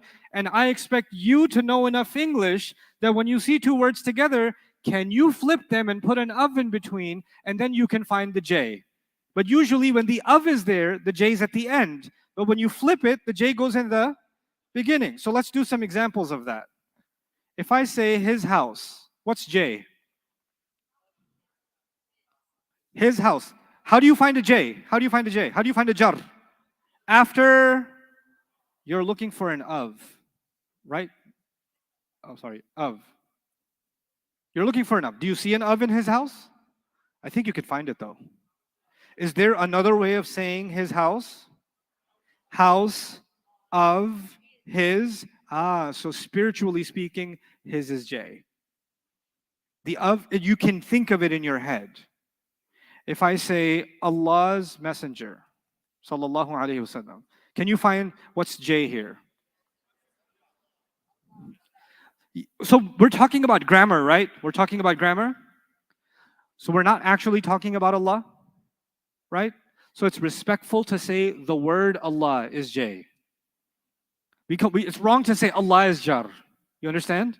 So respectfully, whenever Allah comes up, what do we say? The word Allah is Jar. The word Allah is Jar. This is a classical practice. Grammarians used to not say Allah is Rafa, Allah is Nasab, Allah is Jar. They would say Lafzul Jalala, meaning the word Allah is Jar. The word Allah is Nasab. So that's what we're going to do too. We're going to use not Allah, but the word Allah. So the word Allah is Jar here. Why?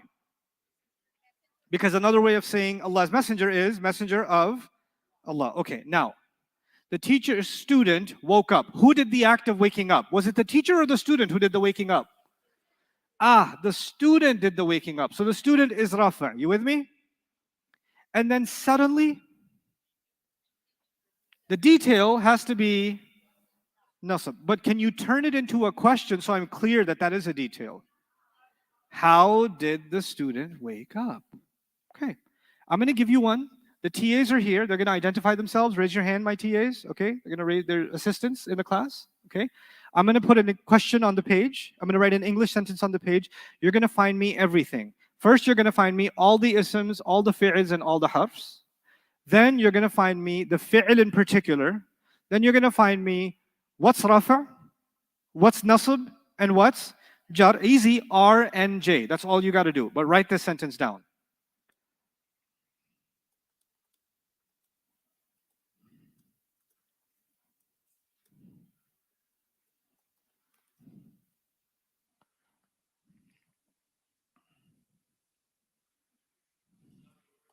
Yep.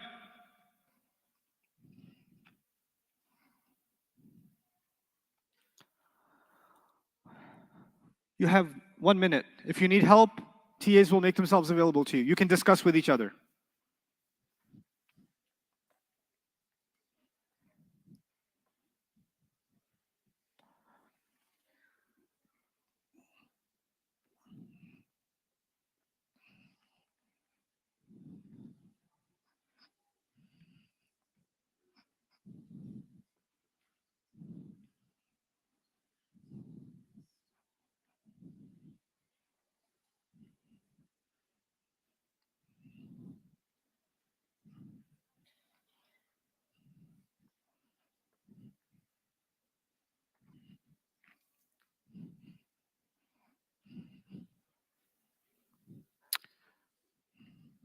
Show of hands. Don't call the answer out. Show of hands. What's the? Show of hands. Yes, sir. The. What's the? What is the? Good. It's a harf. Messenger. First, I want to know ism fi'l harf. That's all I want to know. Ism fi'l or harf. Messenger. Ism. Of. Show of hands. Yes, young lady. Of. What kind of word is of? You who keep looking at your mom. Stop looking at your mom. Tell me. Harf. Good girl. Very good. Allah. All the way in the back. That's an ism. Very good. The word Allah is an ism. Taught. Taught. Don't call it out. Don't call it out. Yes? That's a fi'l. Very good. His. His. Ism. Why? Why is it an ism? Because it's a person. Good. Huh? His. It's a person. Companions? Yes? Good. Guy's side? Patiently.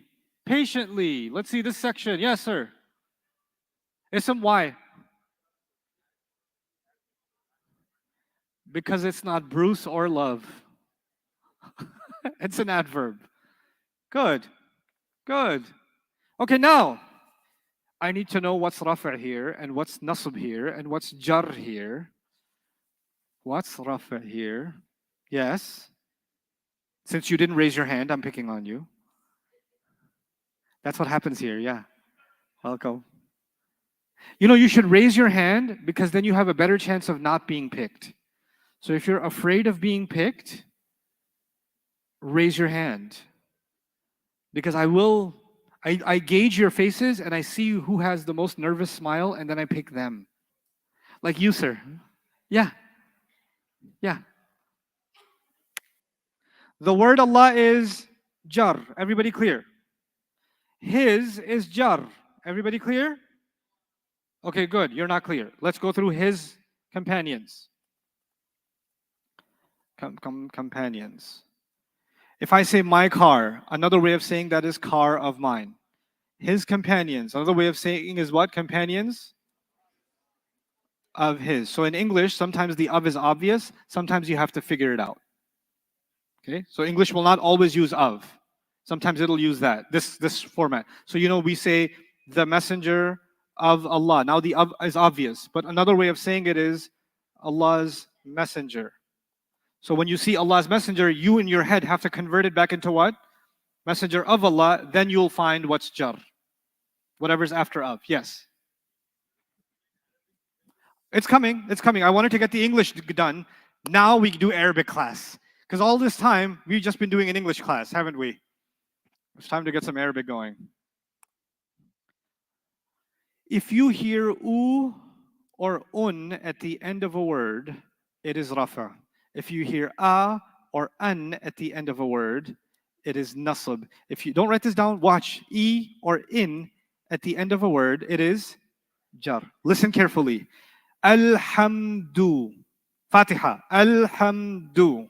My question to you is, did you hear rafa or nasb or jar? Good. You heard rafa.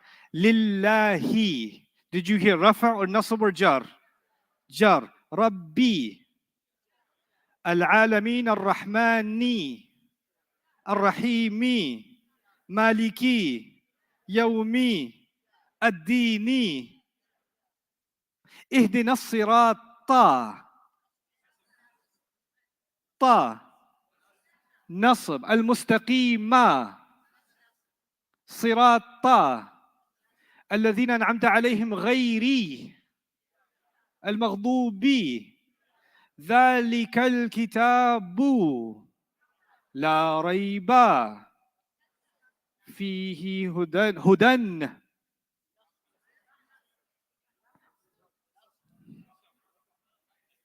I'll leave you alone for that one. الذين يؤمنون بالغيب ويقيمون الصلاة والذين يؤمنون بما أنزل إليك وما أنزل إليهم وبالآخرة. Okay, let's go to a surah you know. إنا أعطيناك الكوثر. نصب. فصل لربي وانحر إن شانئ هو الأبتر. قل هو الله أحد الله الصمد. This is going to be fun. لم يلد.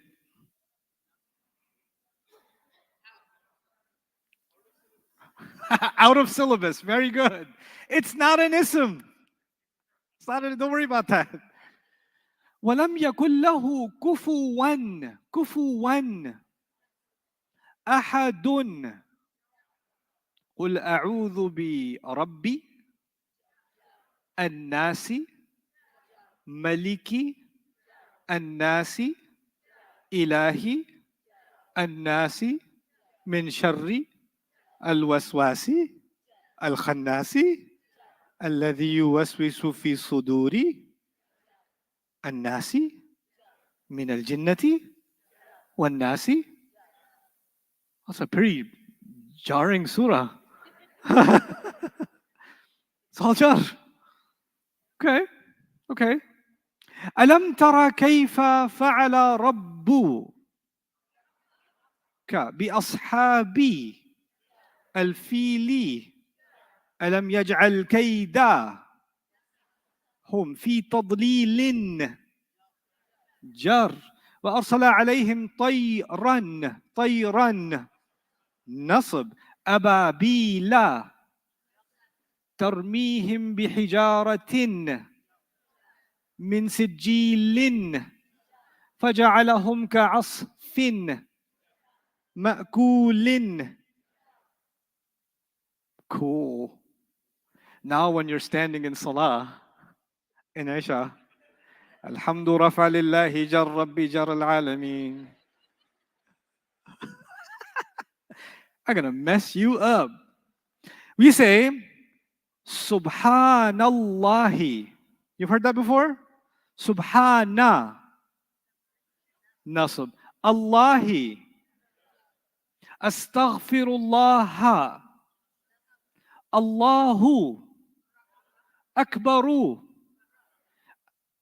Ashhadu an la ilaha illallahu.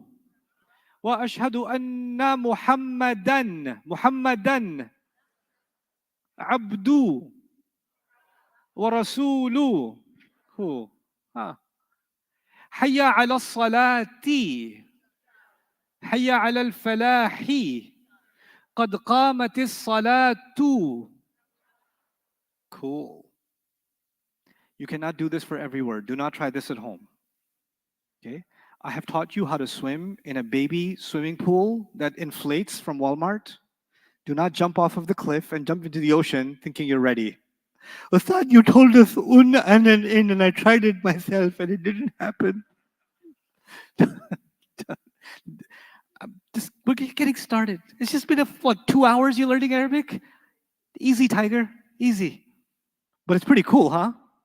At least you're standing in Salah now, and instead of wondering, this one goes this way, but that one goes that way. Or is that a cloud, or is that my grandmother? Now you can just say, Nasab, Jar, Rafa. Allahu Akbar. When you say salam, assalamu alaikum wa rahmatullahi, assalamu alaikum wa rahmatu Allahi. Pretty nice. Pretty nice. Okay. You guys understand a little bit of Rafa Nasab Jar? I'm going to make it a little harder, because why would I leave you easy? If you hear u or un, that's what? Rafa. If you hear a or an, it's nasab. And if you hear e or what? E or what? In, it's jar. So far, right? Now listen carefully. If you hear ani, if you hear what? Ani, it's not just un and in, it's a whole package called ani. It's called ani. It means two rafa. Sorry, not up there. Ani means two rafa. Don't write this down. It's just still I'm going to show you in the notes. You'll be happy. Trust me. U or un. Tell me what u or un means. What does a or an mean? What does e or in mean? If I tell you a word that has an ani at the end, ani, specifically ani, what do I mean by that? Whatever it is, there's two of them. Whatever it is, there's two of them, and they are what status?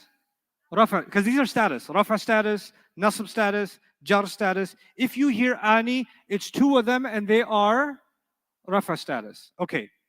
If you hear aini, if you hear what? Aini, then it could be two nasab, and it could also be two jar.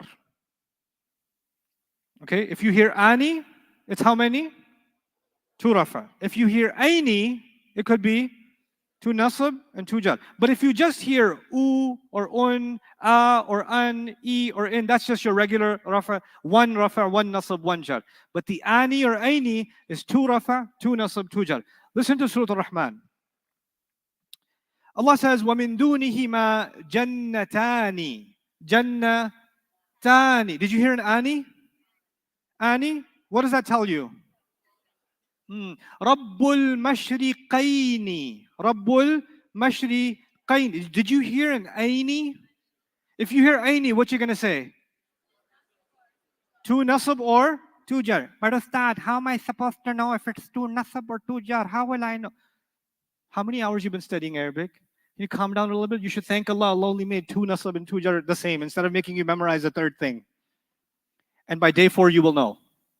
This is day 1. By day 4, you will know when it's 2 nasab and when it's 2 jar. You won't need my help after that. Right now, it's the same one. Alhamdulillah, it's the same one. Ani means what? Okay, let me give you an exercise. Masjid. Everybody knows the word masjid. How do I say, and I'm not going to use, I'm going to use the ones that have an N at the end, like un and in. I'm going to use that one. Masjid, rafa' version.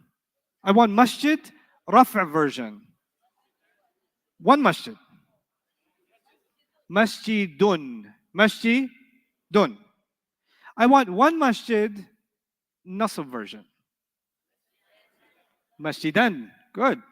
I want one masjid, jar version. Masjidin. I want 2 masjids, but I want ketchup with that. I want 2 masjids, rafa version. 2 masjids, rafa version. Masjidani. I want 2 masjids, jar version. Masjidaini. I want 2 masjids, nasab version. Cool. Muslim. I want 2 Muslims, jar version. Show of hands. 2 Muslims, jar version. Yes, ma'am. Muslimaini. Muslimaini is correct. Kitab means book. Kitab means what? Book. I want 2 books, rafa' version. 2 books, rafa' version. Yes, sir. Yes, 2 rafa'. Kitabani. Excellent job. Kitabani. I just want 1 book. I don't want 2 books. I want 1 book in jar form. 1 book, jar. Way in the back. Nobody behind you. That doesn't mean that you're the last person in class academically, but there's literally no one behind you. Okay, go ahead. Kitabin. Excellent. Kitabin. This is going to hurt your brain, but I love it. I love this torture. Wait.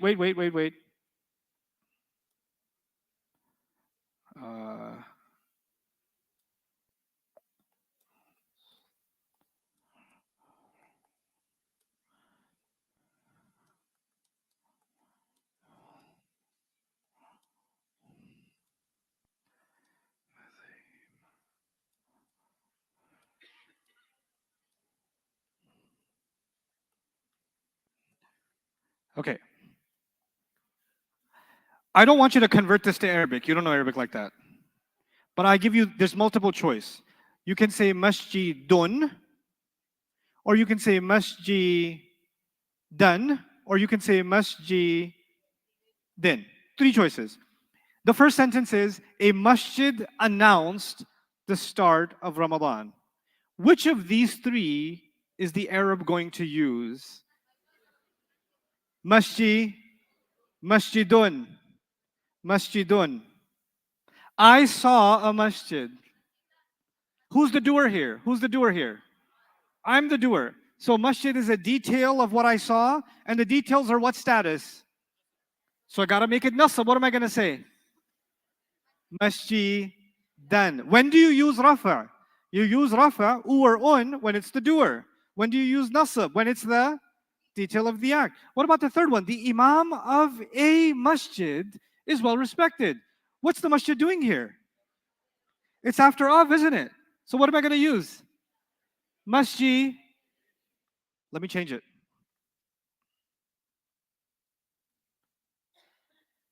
Two masjids announced. I saw two masjids. And the imam of two masjids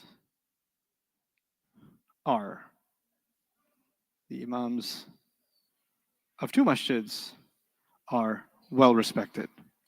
Okay, let's start over. Two masjids announced the start of Ramadan. How do I say two masjids, but also make them the doer? Meaning also make them rafa. Two are. Masjid, excellent. Masjidani is correct Arabic. I saw two masjids. That's a detail. How do you say two masjids in nasab form? Masjidaini. And the imams of two masjids are still after of. How do I take two masjids and make them jar form? You guys are starting to learn Arabic grammar. You know the difference between masjidun, masjidan, masjidin, and masjidani, and masjidaini, and masjidaini. Pretty sweet. Now it's time for you to memorize your first lesson. Then we'll take notes. I want you to go to page 6.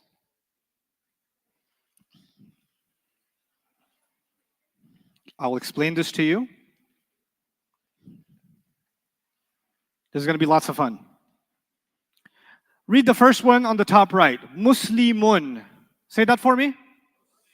What do you think that is? It's Rafa. I want you to put the words one R inside that box. One R. Muslimun is one R. One Rafa. Page 6, everyone. Musliman. What do you think I should put in there? Right underneath it. Musliman. One what? One N. You notice how Musliman is written different from Muslimun? What's different about it? Yeah, whenever they write an, they write an extra alif, which they don't do anything with, but they like to write it. If you have a problem with that, I'll get you the fax number for the Saudi embassy and you can discuss the issue with them. But it's their language. They decided the spelling. I didn't decide that an E goes at the end of table. And why they don't say tabli? It's their language. They spell it. They have a standard. They put an alif when they write an. Okay? So Muslimun is one R. Musliman is what? One N. What's Muslimin? One J. I call these ending sounds. These are ending what? Sounds. But in the next column, you see Muslimani. Muslimani. Is that just an ending sound? Is that just a single sound? No, it's a combination of letters, isn't it? Alif and Noon and Ani, the whole thing, the package. I call those ending combinations. Ending what? Combinations. So I'm going to say this one is, what should I put in that box? Muslimani. Two is not enough. Two R. Two R. And what am I going to put in? Muslimaini. Two N. Two N. And what am I going to put in the bottom one? Two J. They're the same. They're the same. The two N and the two J look the same. How will you know the difference? Wait 2 days. You'll know the difference. You got to day 4. After 2 days, inshallah, we'll get there. Okay. Now we get to the third column. What does it say? Muslimuna. We're going to call this 3R. We're going to call this what? 3R. What are we going to call Muslimina? What do you think? So far, there was 1R, 1N, 1J, 2R, 2N, 2J. What am I going to do with Muslimuna? 3R. What's Muslimina? 3N. And what's the last one? 3J. Which one are the same? The nasab and the jar are the same for 2. And the nasab and the jar are the same for more than 2. 3 means more than 2, any more than 2. So in English, we have book and books, yeah? But in Arabic, you have book, bukani, and then bukuna. Okay? They have 3. They have 1, 2, and then plural. They don't just have singular and plural. They have singular, 2, pair, and then plural. You with me? Okay. So what this tells you is in Arabic, there are sometimes ending sounds, and there are sometimes ending what? Combinations. Combinations. Combinations are used for how many? Either 2 or for plural. So let's see if we can do this together. Say this with me. It's going to take 8 minutes to do this. Say this, repeat after me, out loud. Muslimun, Musliman, Muslimin. Good. Muslimun, Musliman, Muslimin. You have to know this. This is not homework. You cannot leave here without knowing this by heart. And you have to do it exactly how I'm doing it. You cannot change the order. This is sacred. You cannot say Musliman, Muslimin, Muslimun. No, no, no, no, no, no, no, no, no. Muslimun, Musliman, Muslimin. Again. Now we will add Muslimani, Muslimaini, Muslimaini. Let's start over. Muslimun, Musliman, Muslimin. Muslimani, Muslimaini, Muslimaini. All of them together now. Muslimun, Musliman, Muslimin, Muslimani, Muslimaini, Muslimaini.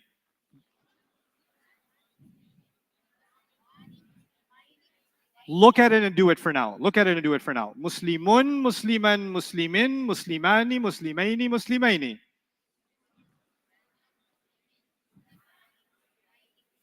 It's easy. An in, ani, aini, aini. That's all it is. An in, ani, aini, aini. That's all it is. Because the first word is Muslim. You already know Muslims. That's not the hard part. It's just an in, ani, aini, aini. Okay? Now let's try this. Muslimun, Musliman, Muslimin. Muslimani, Muslimaini, Muslimaini. Muslimuna, Muslimina, Muslimina. Try the whole thing. Muslimun, Musliman, Muslimin. Muslimani, Muslimaini, Muslimaini. Muslimuna, Muslimina, Muslimina. Any volunteers? Go ahead. Have you done it before? Yes, you. Have you done it before? Okay, do it.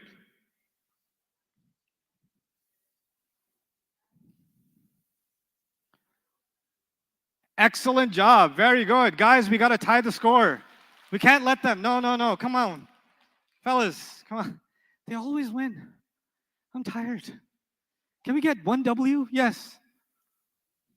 Have you done it before? Okay, good.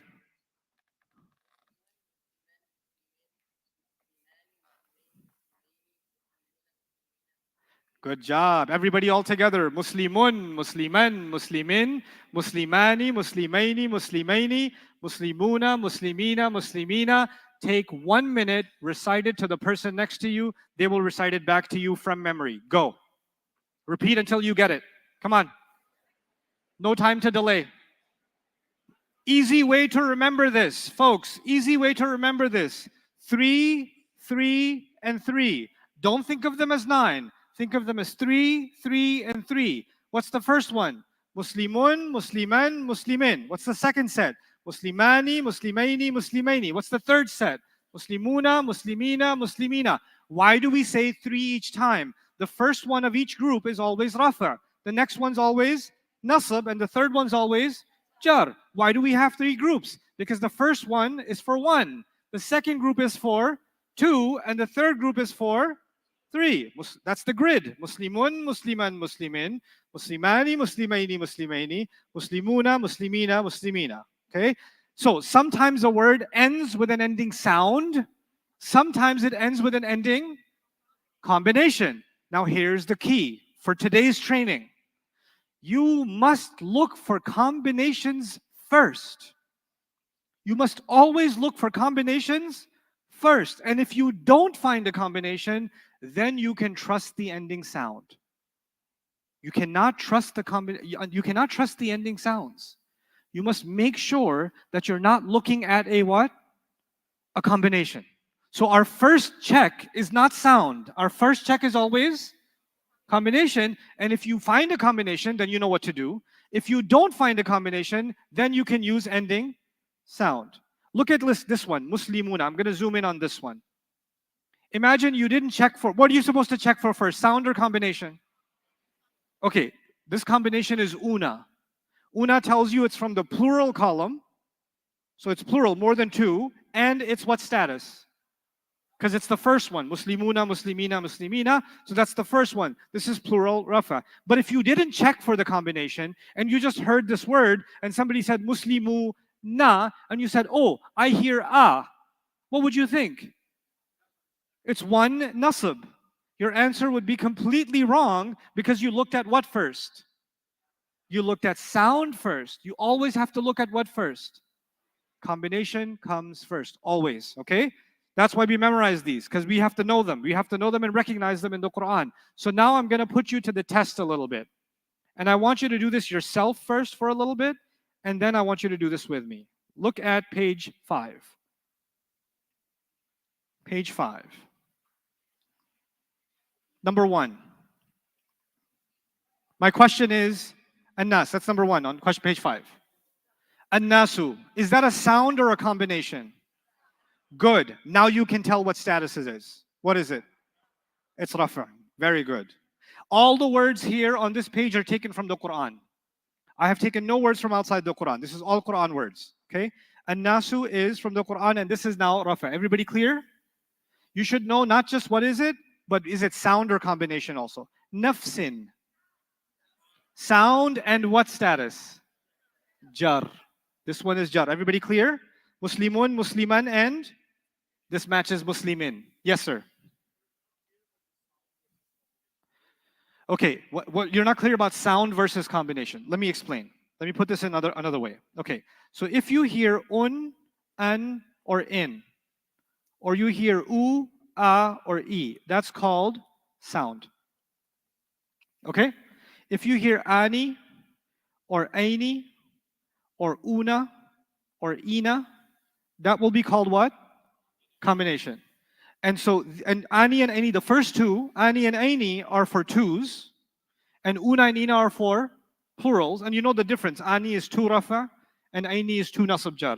And then una and ina are plural. Una is plural rafa, and ina is plural nasab or jar.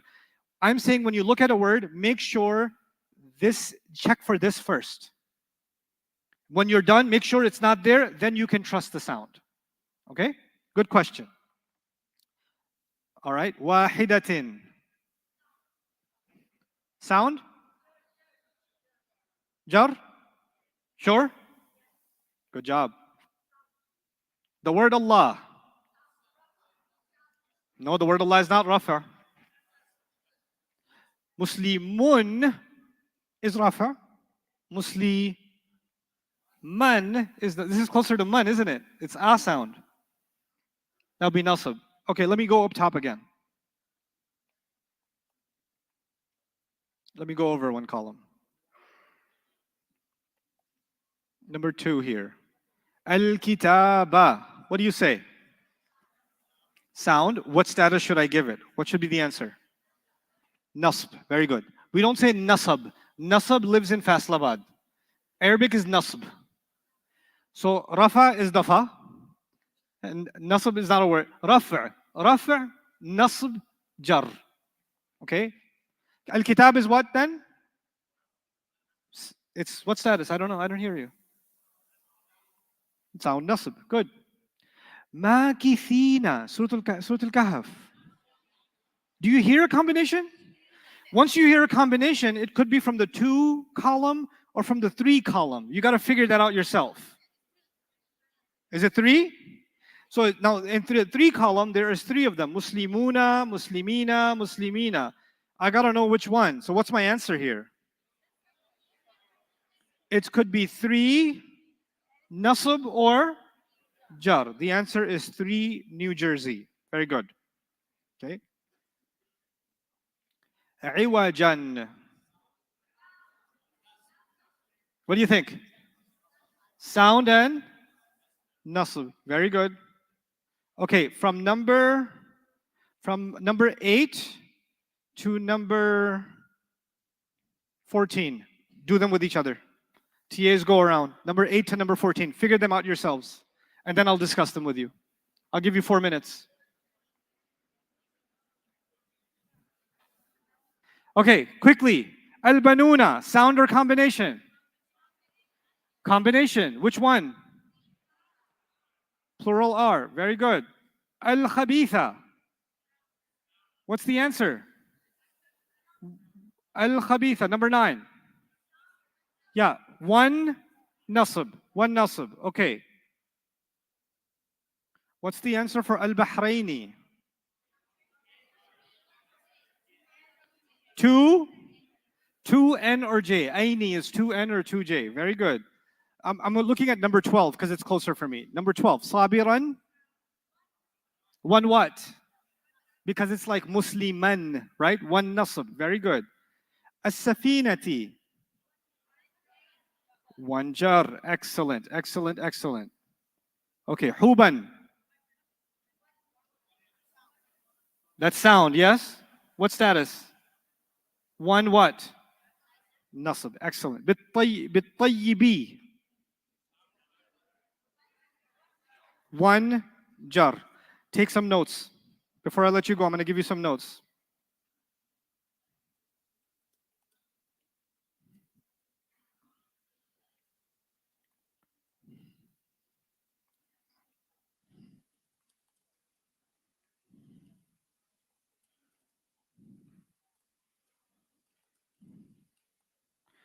Is that making sense to you now?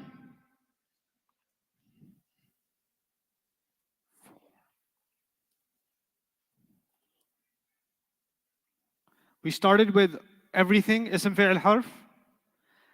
Then we said we're going to study the ism. And I didn't explain everything, but I said we're going to study status, number, gender, and type. And we already started studying status without me giving you any notes for status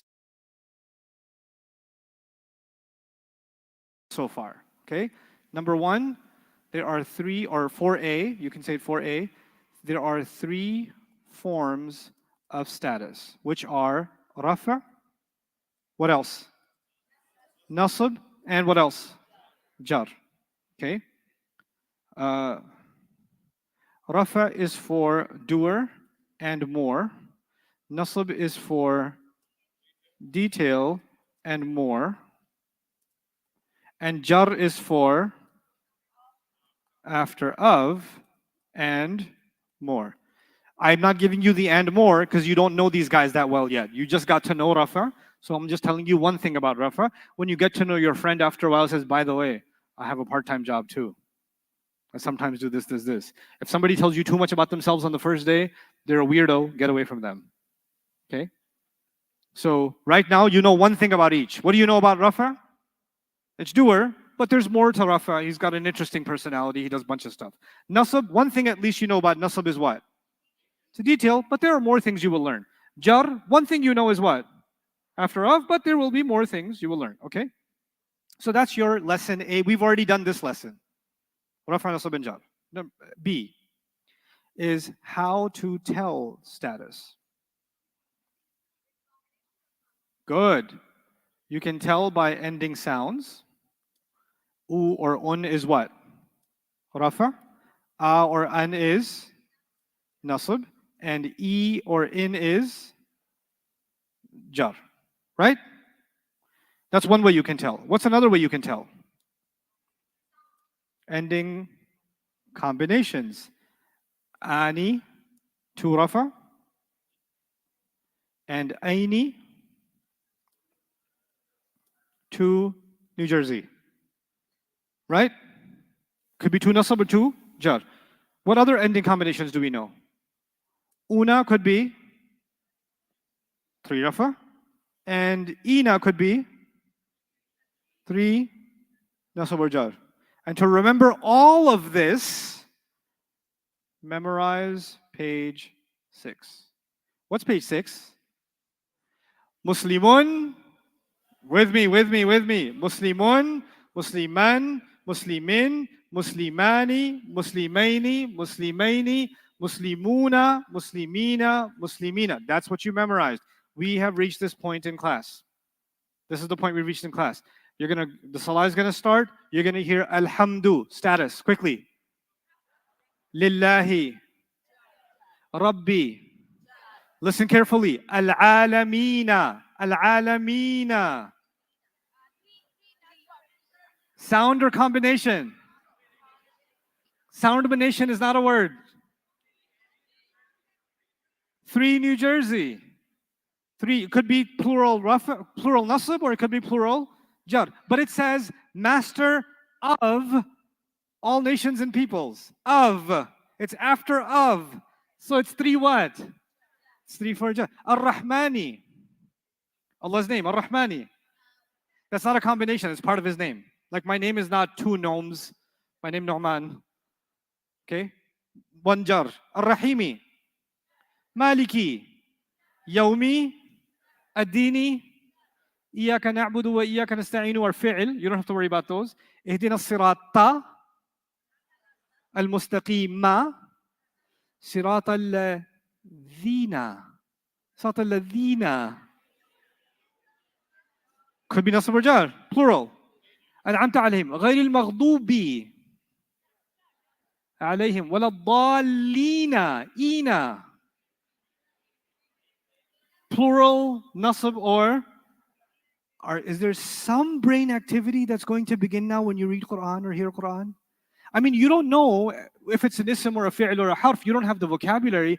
But are some of these endings going to start messing with your head now? Inshallah. I hope to ruin your concentration by doing this. But this is huge progress. Inshallah, tomorrow, what time will I be here? I'm going to be here. No, I'm not going to be here at 7. I'm going to be here at 6:30 for Asr. And right after Asr, I'm here for Open QA. Class officially starts at 7. Don't be late because the hardest parts I cover in the beginning. I don't review and nice in the beginning. I do the hardest parts in the beginning. See you guys tomorrow in class. Jazakumullahu khairan. Assalamu alaikum wa rahmatullahi wa barakatuh.